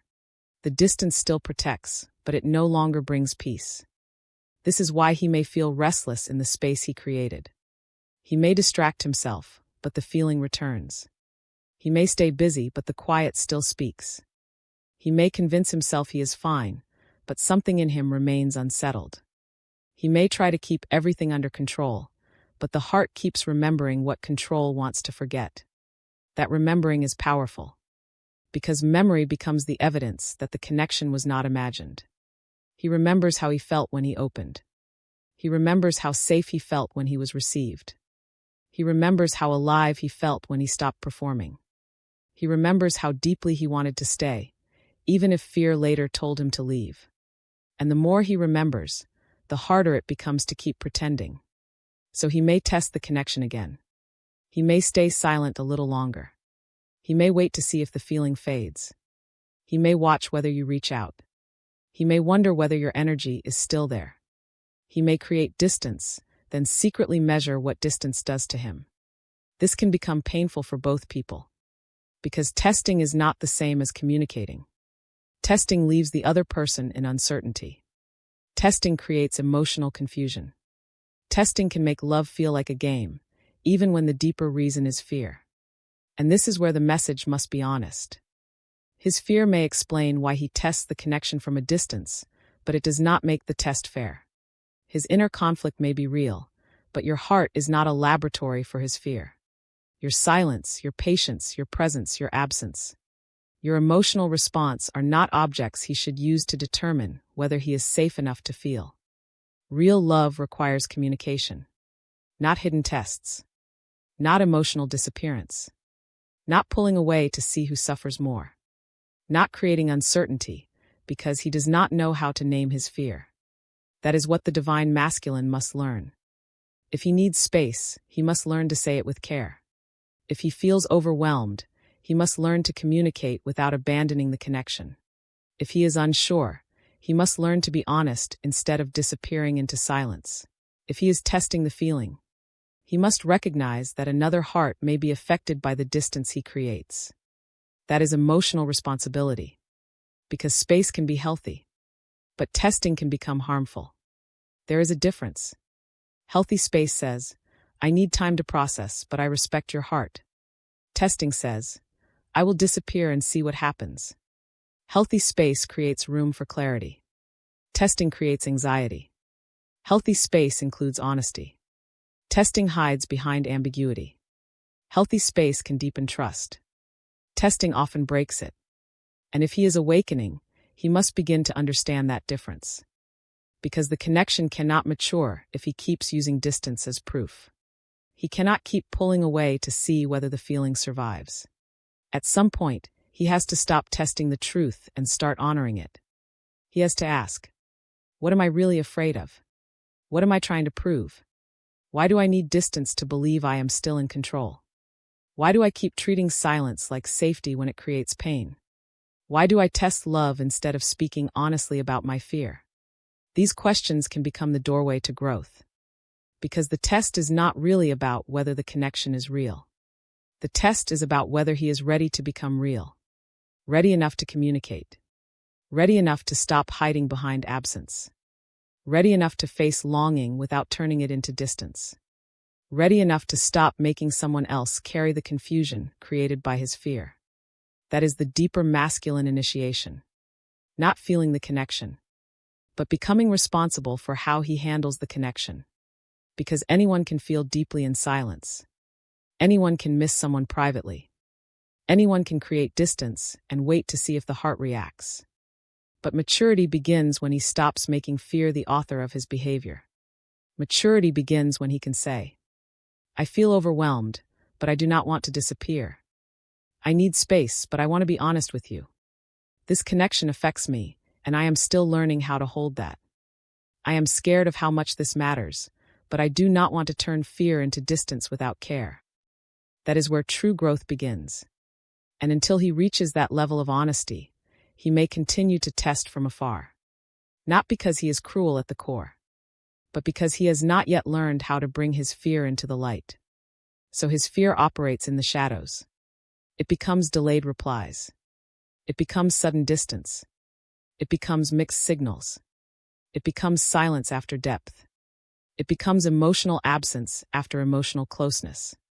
And if you are on the receiving end, you must stay rooted. You can understand the pattern without excusing the pain. You can see that he is testing himself without agreeing to be tested forever. You can feel compassion for his fear without making your nervous system a sacrifice for his confusion. Because love is not proven by enduring distance without boundaries. Love is not proven by waiting silently while someone decides whether your presence matters. Love is not proven by being endlessly available to a man who only feels safe when he is far enough away not to be accountable. Your heart is sacred too. Your peace is sacred too. Your need for clarity is sacred too. And if the connection is real, it must eventually become mature enough to protect both people, not only his fear. That is the message for you. Do not chase the test. Do not become trapped in proving your worth through patience. Do not believe that if you love harder, wait longer, or stay quieter, he will finally stop being afraid. His fear is not healed by your self-abandonment. His distance is not transformed by you losing your center. Let distance reveal what it needs to reveal. But do not let distance define your value. If he pulls away to test whether the feeling fades, let him discover the truth inside himself.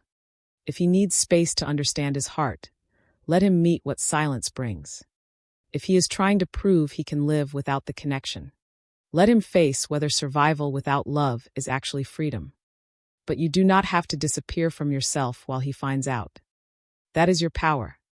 Not chasing. Not collapsing. Not begging to be chosen. Not trying to convince him that what he feels is real. Your power is staying anchored in your own truth. Because if he must test the connection from a distance, then the most loving thing you can do is refuse to turn his test into your identity. His silence is his process. His fear is his mirror. His longing is his responsibility. His awakening is his path. And if he returns, let him return with awareness. Not just desire. Not just longing. Not just the temporary discomfort of missing you. But awareness. The awareness that distance has consequences. The awareness that testing can hurt. The awareness that love requires communication. The awareness that if something matters, it must be handled with care. That is the standard of awakened connection. Not perfection, but responsibility. Not never needing space, but knowing how to take space without abandoning another heart. Not never feeling fear, but refusing to let fear create emotional chaos. That is what the divine masculine is being asked to learn in this stage. His distance may show him that the feeling is real, but his maturity is shown by what he does after he knows it. Does he keep testing? Or does he finally speak? Does he keep hiding? Or does he start becoming honest? Does he keep using distance to feel powerful? Or does he learn that real power is the ability to stay truthful when the heart is exposed? That is the sacred question. Because distance can reveal the truth, but it cannot build the relationship by itself. Silence can show him what he misses, but silence cannot replace communication. Longing can prove that the connection matters, but longing cannot become love unless it matures into action. And that is where Chapter 7 leaves us. With the understanding that the divine masculine may test the connection from a distance because he is trying to prove he is still in control, trying to see whether the feeling fades, trying to understand whether the connection truly has power over him. But if the connection is real, distance may not erase it. Distance may reveal it. And when it does, he must decide whether he will keep testing what his heart already knows, or finally become responsible for the truth that distance could not destroy. If this chapter spoke to you, stay with me for Chapter 8. Because next we are going deeper into the inner battle between the heart and the ego, and why the part of him that wants to stay may be fighting the part of him that still believes love is something he has to survive. Chapter 8. The inner battle between the heart and the ego. Inside him, there may be a war you cannot see. That is where this chapter begins. Because when the divine masculine pulls away after feeling too much, it may look simple from the outside. It may look like distance, silence, avoidance, coldness, confusion, mixed signals. A man who came close and then stepped back. A man who opened and then closed. A man who seemed touched by the connection, but then acted as if he needed to protect himself from it. But inside, the story may be much more complex. Because he may not only be choosing distance, he may be caught between two powerful forces: the heart and the ego. The heart says, "This is real." The ego says, "This is dangerous." The heart says, "Move closer." The ego says, "Stay in control." The heart says, "You feel safe here." The ego says, "Safety can disappear, so do not depend on it." The heart says, "Tell the truth." The ego says, "Hide before you are exposed." And this inner battle can become exhausting.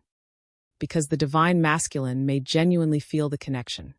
He may feel the pull, the softness, the emotional recognition, the strange sense that something about you reaches beyond the surface. He may feel more alive around you, more open, more reflective, more emotionally touched than he expected to be.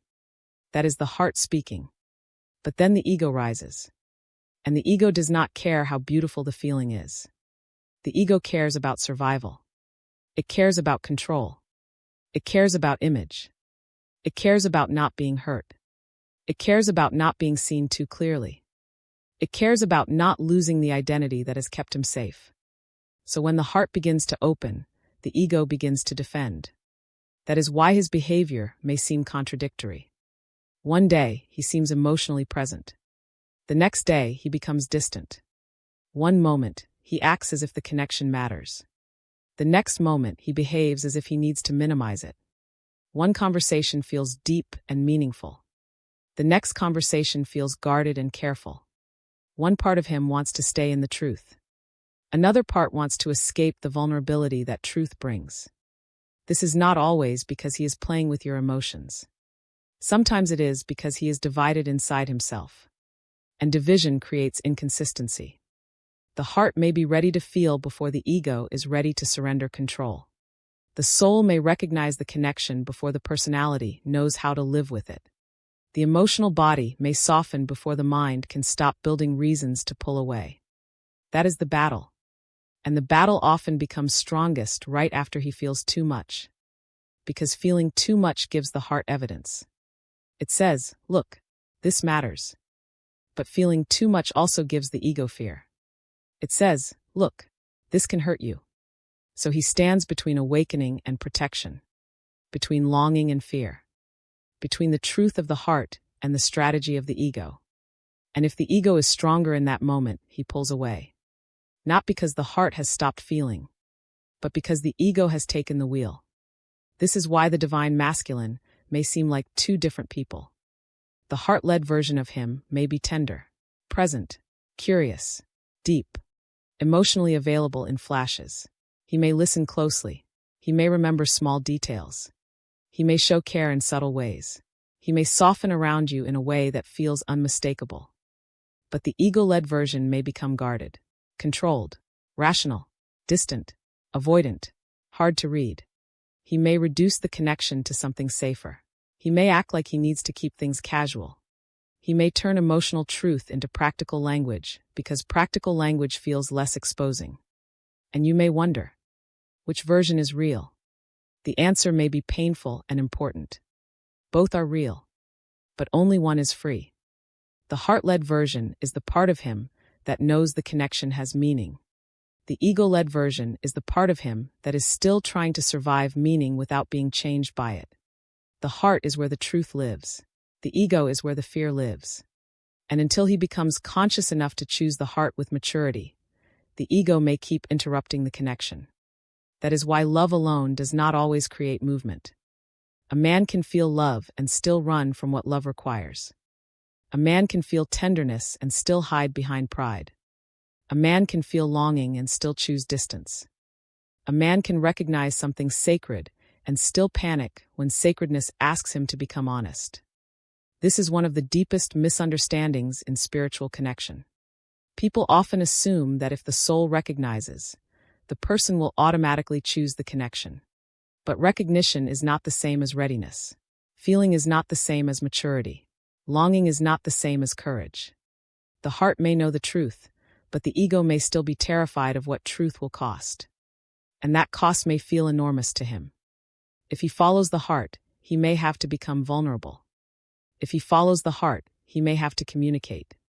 If he follows the heart, he may have to admit need. If he follows the heart, he may have to stop hiding behind distance. If he follows the heart, he may have to let the old version of himself die. And the ego does not want that. The ego wants the old self to survive. The self that stays untouched. The self that does not need. The self that can walk away. The self that controls the pace. The self that never has to admit, this changed me. So the ego creates stories. It says, this is too intense. This is not the right time. You are better off alone. You cannot trust this feeling. You will lose power if you open. She will hurt you if you let her matter.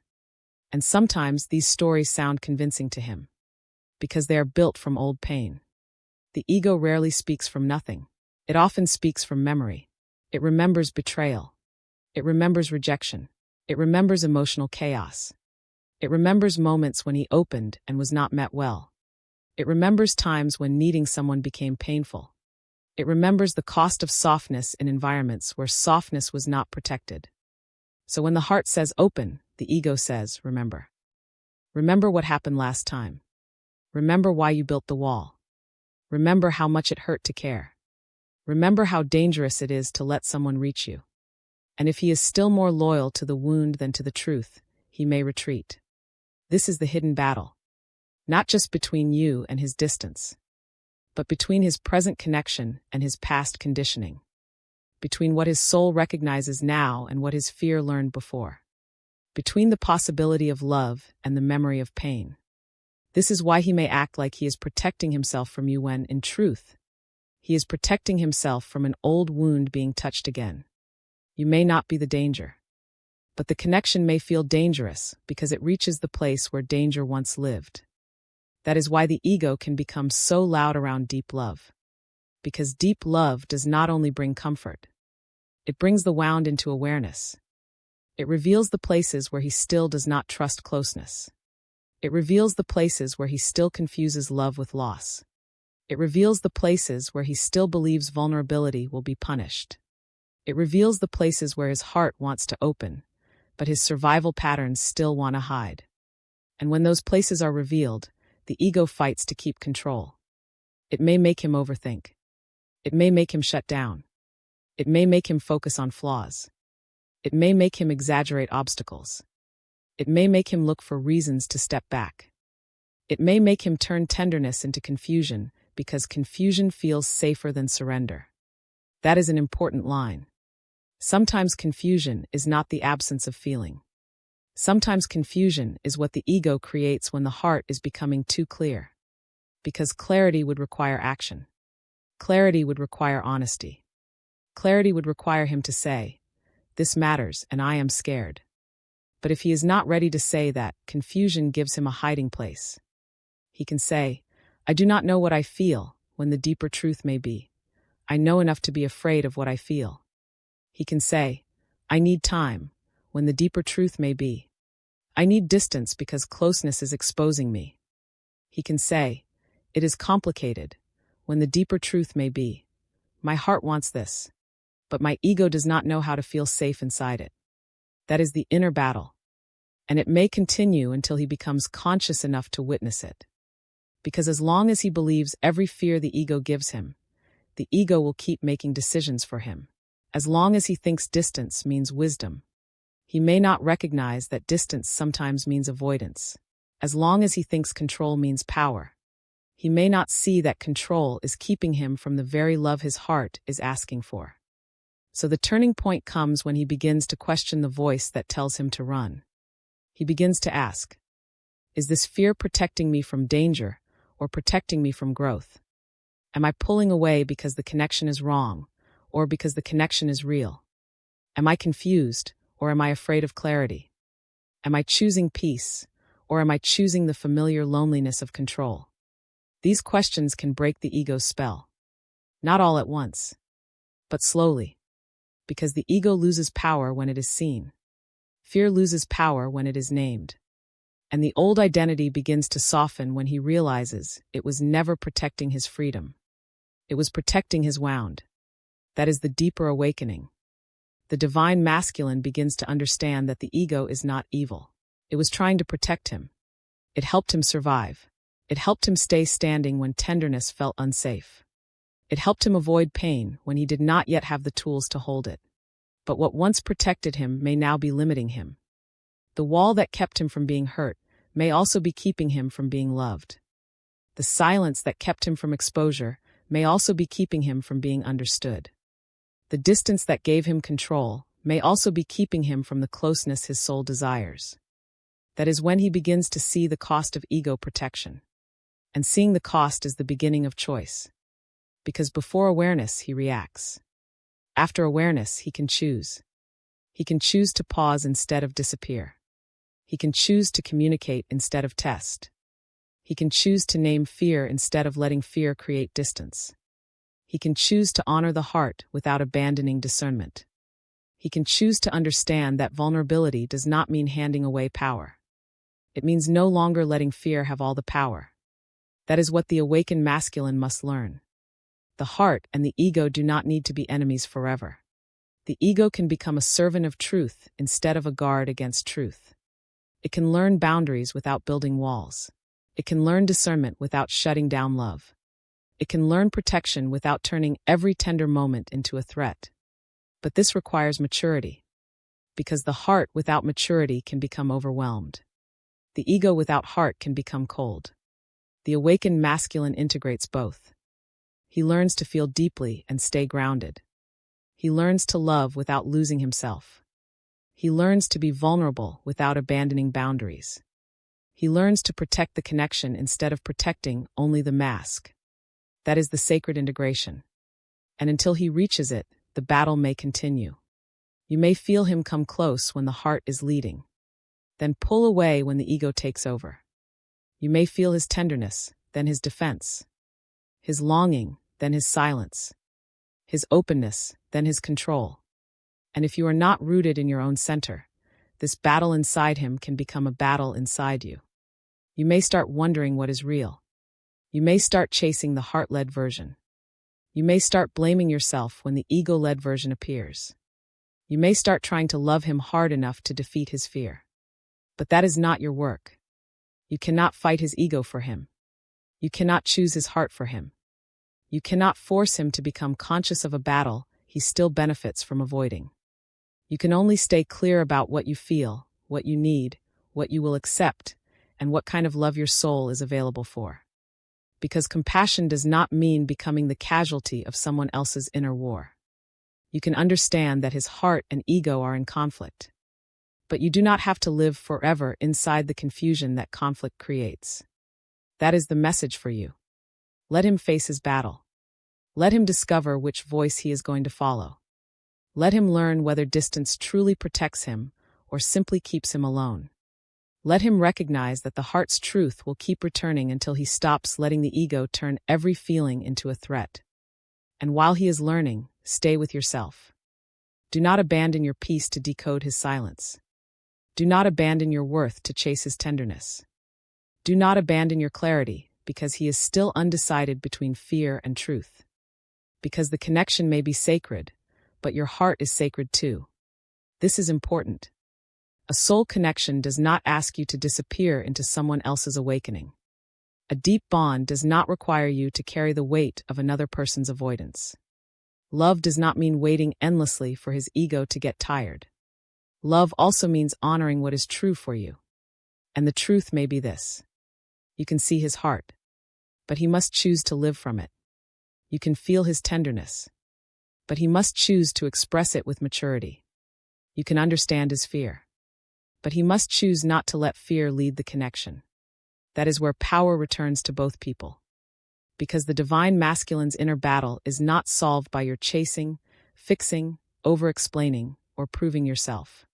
It is solved when he becomes brave enough to turn inward and say, I know my heart wants this, and I know my ego is afraid, but I do not have to let fear make every decision anymore. That is the moment everything begins to change. Not because fear disappears, but because fear is no longer the king. The heart begins to lead. The ego begins to soften. The old wound begins to lose authority. And the man who once pulled away after feeling too much begins to understand that feeling deeply was never the danger. Running from feeling was the danger. Because every time he runs from the heart, he runs from his own awakening. Every time he hides behind ego, he delays his own healing. Every time he chooses distance over truth, he strengthens the very wound that keeps him lonely. But every time he pauses, breathes, tells the truth, and stays present with what he feels, he becomes more whole. That is the sacred truth of Chapter 8. The divine masculine pulls away after feeling too much because his heart and ego may be in conflict. His heart recognizes the connection, but his ego fears exposure, loss of control, and emotional risk. The retreat is often not proof that the heart feels nothing. It may be proof that the ego is still louder than the heart. But the ego is not the final truth. Fear is not the final truth. Distance is not the final truth. The final truth is the choice he must eventually make. Will he keep obeying the part of him that runs? Or will he learn to listen to the part of him that knows? Because the heart often knows long before the ego is ready. The soul often recognizes long before the mind can explain. And love often begins to change a man long before he has the courage to admit that he has already been changed. That is where Chapter 8 leaves us. With the understanding that his pulling away may be the visible sign of an invisible battle between the heart that wants closeness and the ego that fears surrender. And until he learns to bring awareness to that battle, distance may keep repeating as his way of choosing fear without fully realizing it. And if this chapter spoke to you, stay with me for Chapter 9. Because next we are going deeper into the moment he realizes distance does not erase the truth, and why the very space he creates to escape the feeling may become the space where the feeling becomes impossible to deny. Chapter 9. The moment he realizes distance does not erase the truth. There comes a moment when distance stops feeling like freedom and starts feeling like evidence. That is where this chapter begins. Because when the divine masculine pulls away after feeling too much, he may believe distance will help him return to control. He may believe that if he steps back, the feeling will lose its power. He may believe that silence will quiet the emotional intensity. He may believe that space will help him become clear, composed, rational, and untouched again. But sometimes, distance does the opposite. It does not erase the truth. It reveals it. Because when he is close to you, he can blame the feeling on the moment. He can tell himself it is the chemistry, the conversation, the eye contact, the emotional energy, the intimacy, the atmosphere, the magnetism of being near you. But when he pulls away, and the feeling still follows him, that is when he begins to realize something deeper is happening. Because now you are not standing in front of him. You are not speaking into his ear. You are not holding his attention with your presence. You are not giving him the warmth he can use to explain the pull. And yet he still feels it. He feels it in silence. He feels it when his mind wanders. He feels it when he tries to focus on ordinary things. He feels it in the quiet moments he thought would bring him peace. He feels it in the strange heaviness that appears where your energy used to be. That is when distance becomes the mirror. It shows him what remains. And what remains may scare him more than the closeness did. Because if distance cannot erase the feeling, then the feeling was never only about proximity. It was never only about attraction. It was never only about the intensity of the moment. It was something that entered deeper. Something that stayed after he removed himself from the immediate connection. And that truth can be difficult to face. Because he pulled away to prove he was still in control. But the silence may show him that control is not the same as peace. He pulled away to make the feeling smaller. But absence may make the feeling more honest. He pulled away to return to himself. But he may realize that the self he returned to feels colder, lonelier, and less alive than the one who was open with you. That is the turning point. When he begins to ask, why does distance not feel neutral? Why does silence not feel empty? Why does the connection still live inside me? Why do I feel her more clearly when I am trying not to feel her at all? These are the questions that begin breaking the illusion. because distance was supposed to protect him from the truth. But instead, distance begins carrying the truth back to him. In the beginning, he may feel relief after pulling away. Relief because the emotional pressure drops. Relief because he is no longer directly exposed. Relief because he does not have to explain himself, reveal himself, answer the deeper questions, or stand inside the vulnerability that your presence awakens. That relief may feel like safety. But after the relief fades, something else may rise. The memory, the longing, the ache, the quiet knowing, the realization that he did not escape the feeling. He only removed himself from the place where the feeling was most visible. And now the feeling has moved inward. That is what changes everything. Because when the feeling is outside of him, attached to the moment or attached to your presence, he can imagine that stepping away will solve it. But when the feeling continues inside him, when it becomes part of his private world, when it shows up even when no one is watching, then he must face the truth that this connection has crossed a deeper threshold. It is no longer only something between you and him. It is now something happening within him. That is why distance can become so uncomfortable. Because it leaves him alone with what he tried to avoid. When he was near you, he may have been overwhelmed by closeness. But when he is away from you, he may become overwhelmed by absence. And absence has its own kind of power. It strips away the distractions. It removes the immediate intensity. It leaves only the imprint. And the imprint asks, if it meant nothing, why does it still live here? If it was only a moment, why does it keep returning? If you are truly free from it, why does freedom feel like loss? That is the part he may not know how to answer. So he may keep himself busy. He may fill his schedule. He may distract his mind. He may turn to work, routine, social noise, logic, or anything that helps him avoid the quiet. But the quiet has a way of finding him. It may find him at night. It may find him in the morning. It may find him in a song. It may find him in a place you once talked about. It may find him in a small detail that suddenly opens the door to memory. And then there you are. Not physically, but energetically, emotionally, inwardly. This is when he may begin to understand that distance is not powerful enough to erase soul recognition. It can delay a conversation, but it cannot delete the truth. It can interrupt the connection, but it cannot unawaken the heart. It can create silence between two people, but it cannot always create silence inside the man who has been deeply touched. That is what he begins to discover. And the discovery may humble him. Because the old masculine self may have believed he could control the emotional field by controlling his behavior. If he does not reach out, he is safe. If he does not speak, he is strong. If he does not show need, he remains powerful. If he creates distance, the connection loses influence. But now he sees the flaw in that strategy. He can control his actions for a while, but he cannot always control what the heart remembers. He can choose silence, but he cannot always choose emotional emptiness. He can walk away from the moment, but he cannot always walk away from the meaning. That is where truth becomes stronger than avoidance. And the truth is this: some connections are not erased by distance because they were not created only by closeness. They were created by recognition. Recognition of the hidden heart. Recognition of emotional safety. Recognition of tenderness. Recognition of something inside him that had been waiting to be awakened.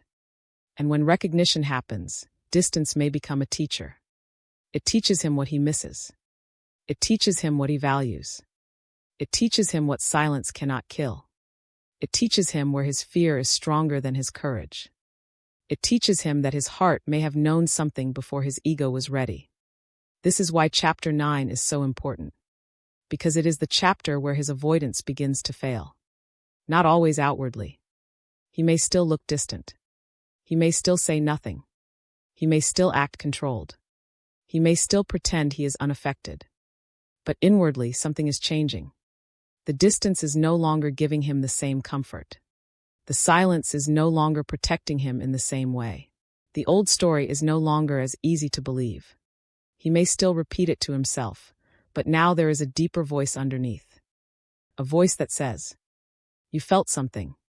You ran from it. but it is still here. That voice may be soft at first, but it is persistent, because the soul does not shout. It returns, again and again, through memory, through longing, through restlessness, through the ache of absence, through the feeling that something important has been left unresolved. And the more he tries to ignore it, the more he may feel the cost of ignoring it. Because avoidance has a cost. At first, avoidance feels like relief. Then it becomes tension. Then it becomes longing. Then it becomes regret. Regret not always because he lost you immediately, but because he begins to sense that he is abandoning something real inside himself. He is not only distancing from you, he is distancing from his own truth. And the soul feels that. The soul knows when he is choosing fear over honesty. The soul knows when he is hiding from the connection because it asks him to grow. The soul knows when distance has become a way of staying safe from the very love that could heal him. That knowing can become heavy.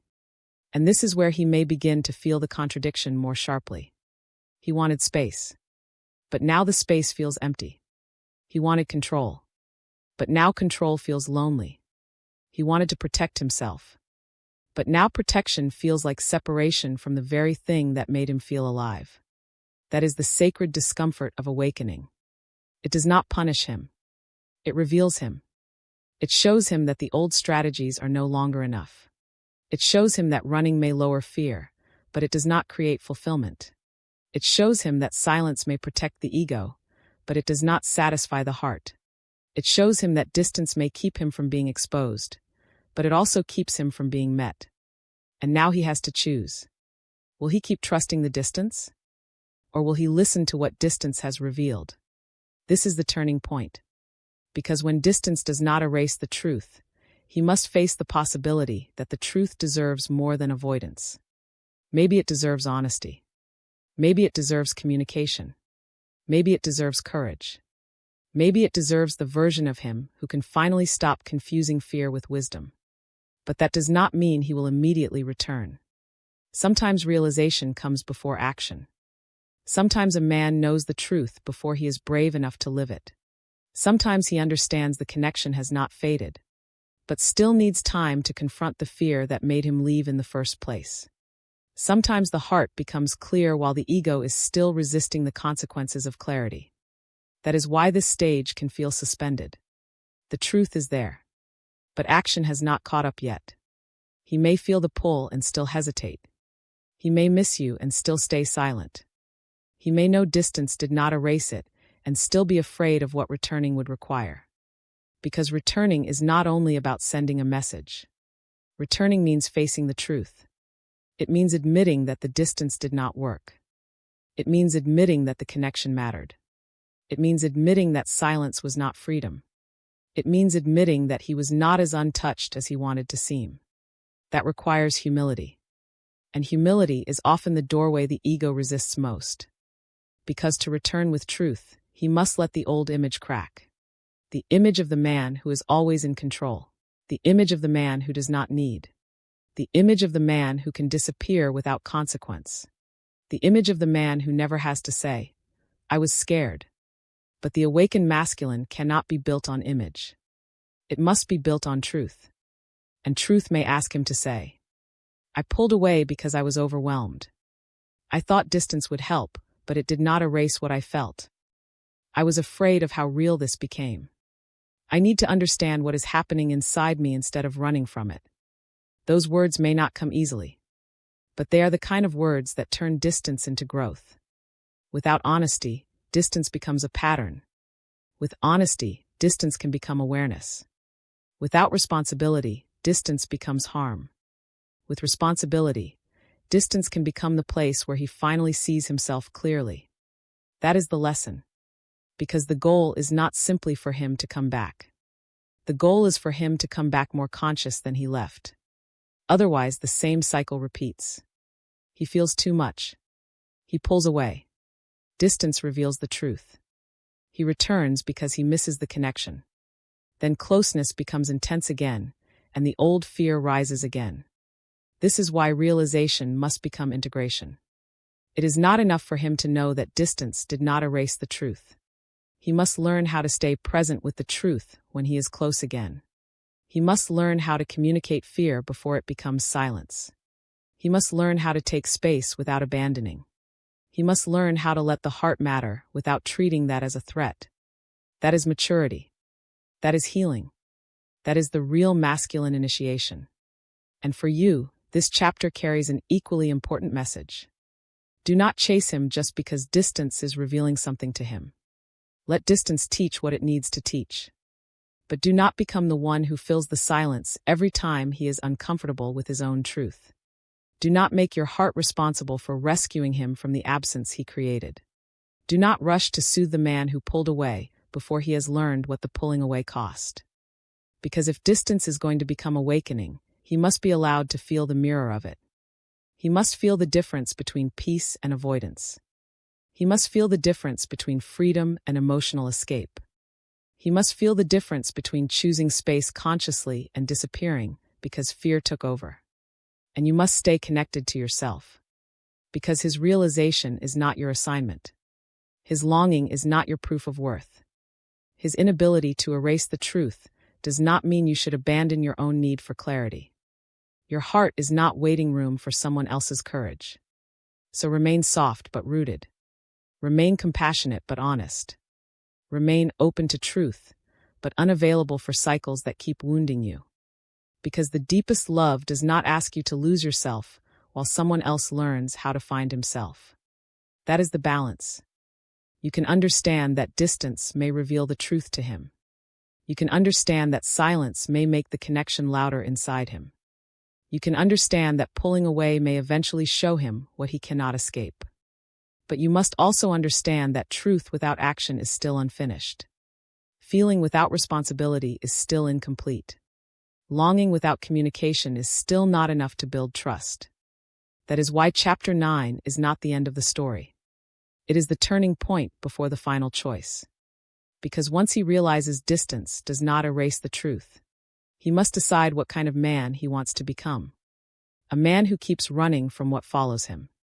Or a man who turns around and listens. A man who lets fear define love. Or a man who lets love reveal where fear still needs healing. A man who keeps calling avoidance space. Or a man who learns how to create space with honesty, care, and emotional responsibility. That is the sacred choice. And it belongs to him. Distance can reveal the truth. But only courage can honor it. Silence can make the heart louder. But only communication can build a bridge. Absence can show him what he misses. But only maturity can teach him how to protect what matters. That is where the divine masculine begins to understand that pulling away is not the power he thought it was. Sometimes it is only fear wearing the costume of control. And when he sees that, the old pattern begins to weaken. Because he can no longer say, "I left because I felt nothing." He knows better now. He can no longer say, "The distance gave me peace." If the distance only gave him restlessness. He can no longer say, "The truth disappeared."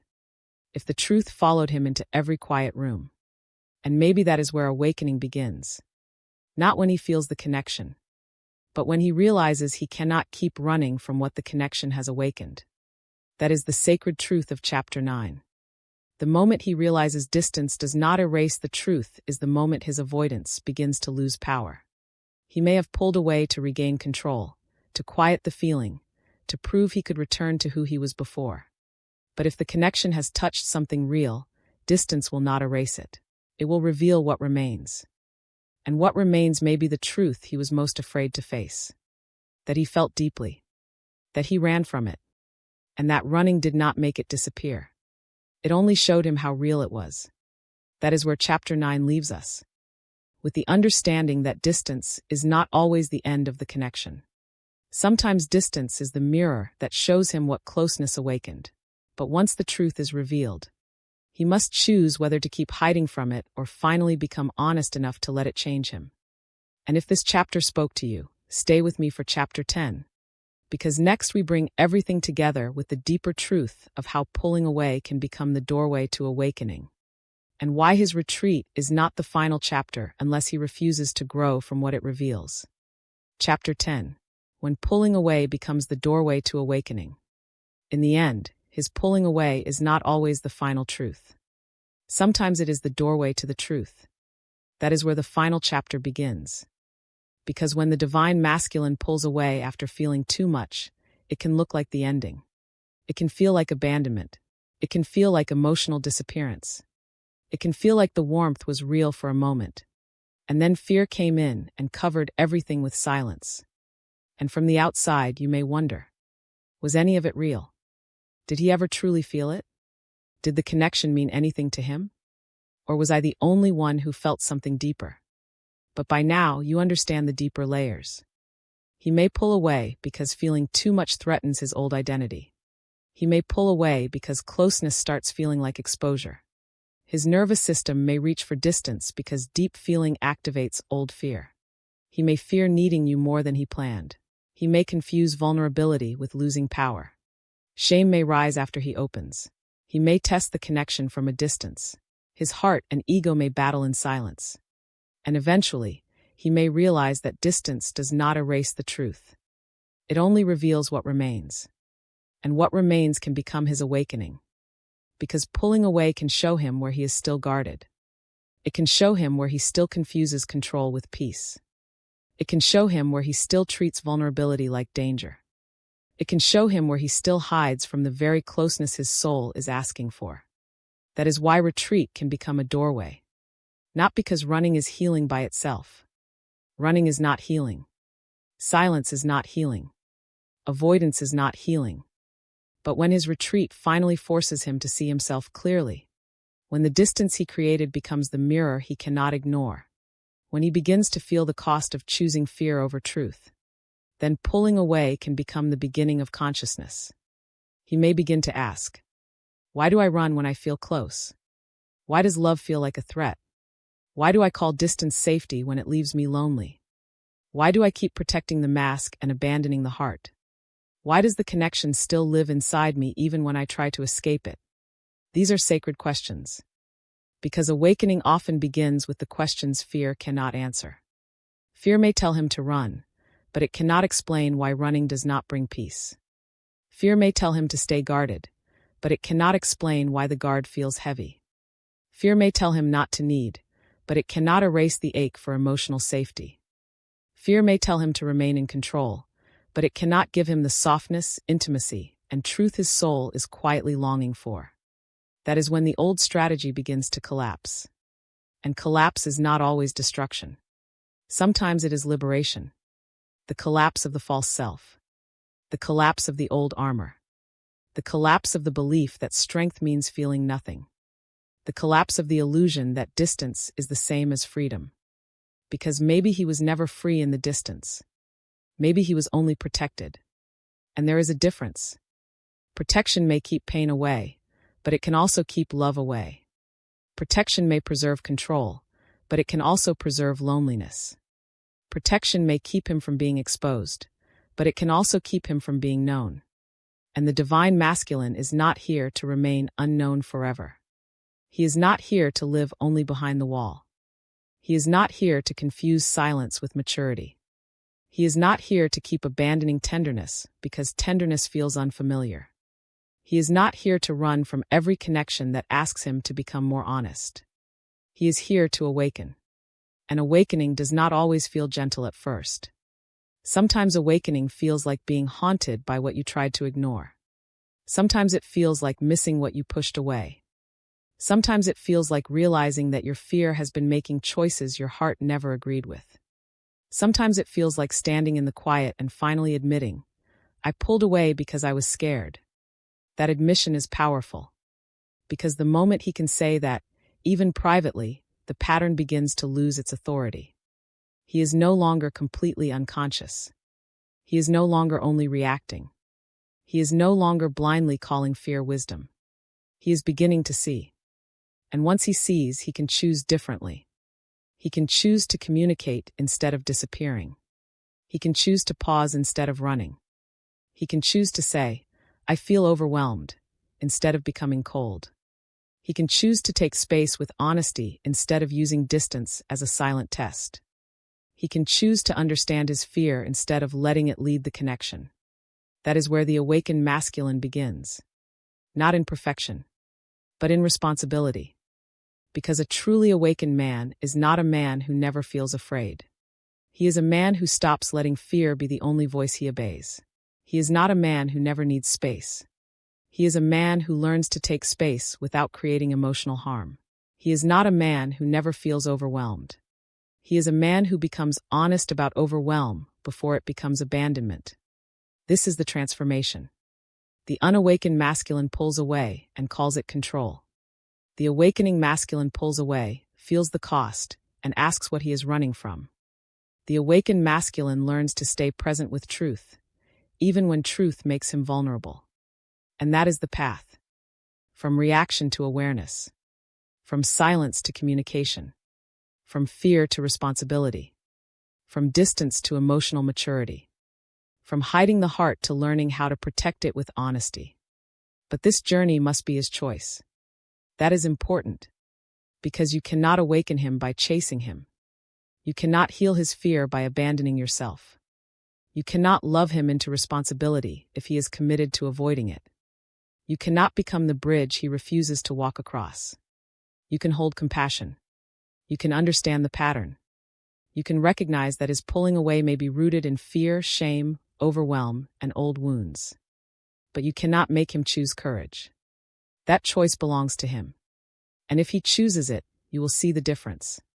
Not only in his words, in his consistency, in his ability to return with honesty, in his willingness to name what he used to hide, in his effort to stop turning fear into silence, in his care for the emotional impact his distance creates, in his desire to grow instead of simply repeat the same cycle. Because awakening is not proven by missing someone. It is proven by maturity. It is not proven by feeling deeply in secret. It is proven by the courage to act with truth. It is not proven by returning only when loneliness becomes unbearable. It is proven by learning how not to abandon the connection every time closeness becomes real. That is the standard. And for you, the final message is this. Do not make his pulling away the measure of your worth. His fear does not mean you were too much. His silence does not mean your softness was wrong. His retreat does not mean your love was not valuable. His confusion does not mean your clarity should disappear. Sometimes you did not scare him because you were too intense. Sometimes you scared the part of him that was still hiding from truth. But even then, you are not responsible for becoming smaller so he can remain comfortable in fear. Your heart deserves to be met. Your tenderness deserves to be honored. Your patience deserves to have boundaries. Your emotional depth deserves someone who can stand in it with maturity. Your love deserves more than hidden feelings and inconsistent presence. So let this be your liberation. You can understand why he pulls away without chasing him through the distance. You can have compassion for his wounds without making them your home. You can love him deeply without abandoning yourself. You can recognize the sacredness of the connection without ignoring the reality of his choices. Because what is meant for you will not require you to betray your soul to keep it alive. And if he is truly awakening, his pulling away will eventually teach him to stop running. It will teach him that fear cannot give him the love he wants. It will teach him that distance cannot erase what the heart knows. It will teach him that control without connection is lonely. It will teach him that vulnerability is not the enemy. It will teach him that the love he fears may be the love calling him back to himself. But if he refuses to learn, then the doorway remains unopened. And you must still keep walking toward your own light. Because your life cannot wait forever at the threshold of someone else's courage. Your soul has its own path. Your healing has its own timing. Your heart has its own sacred future. And sometimes the most loving thing you can do is stop standing in front of the door he refuses to enter. Let him meet himself. Let him feel the truth of the distance he created. Let him discover whether running is really freedom or only fear with a different name. And while he discovers that, return to yourself. Return to your peace. Return to your body. Return to your clarity.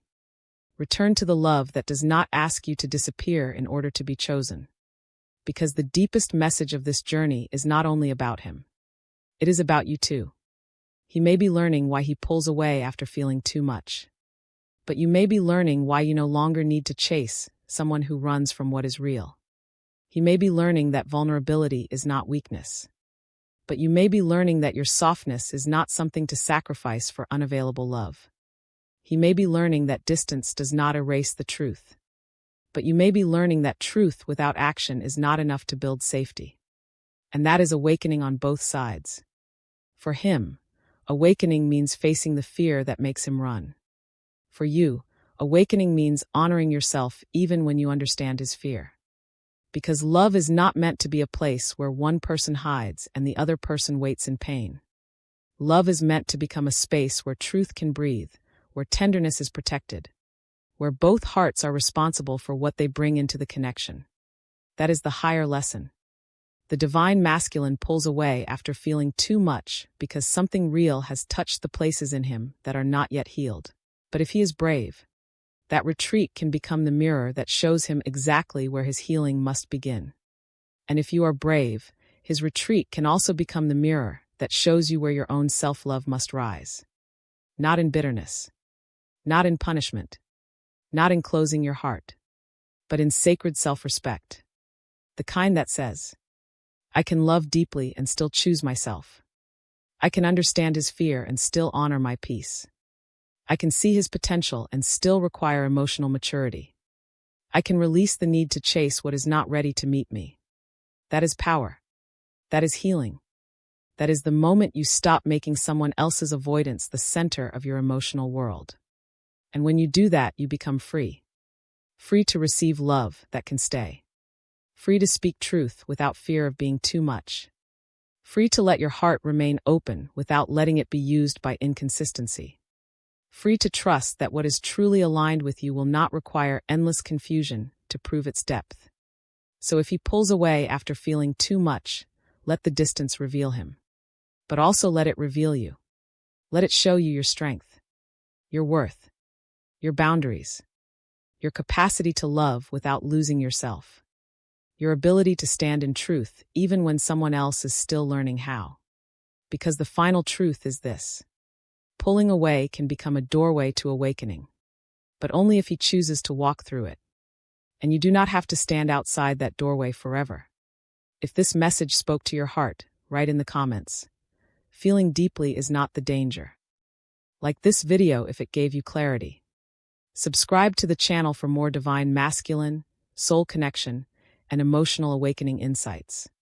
And share this message with someone who needs to remember that when someone pulls away after feeling too much, the retreat may reveal his fear. But your response can reveal your power. Thank you for spending this moment with me. If this message resonated with your soul, remember to subscribe and continue this journey with us here on Twin Flame Journey. And always remember, what is meant for your soul will always find its way back to you. Until next time, beautiful soul, trust the journey.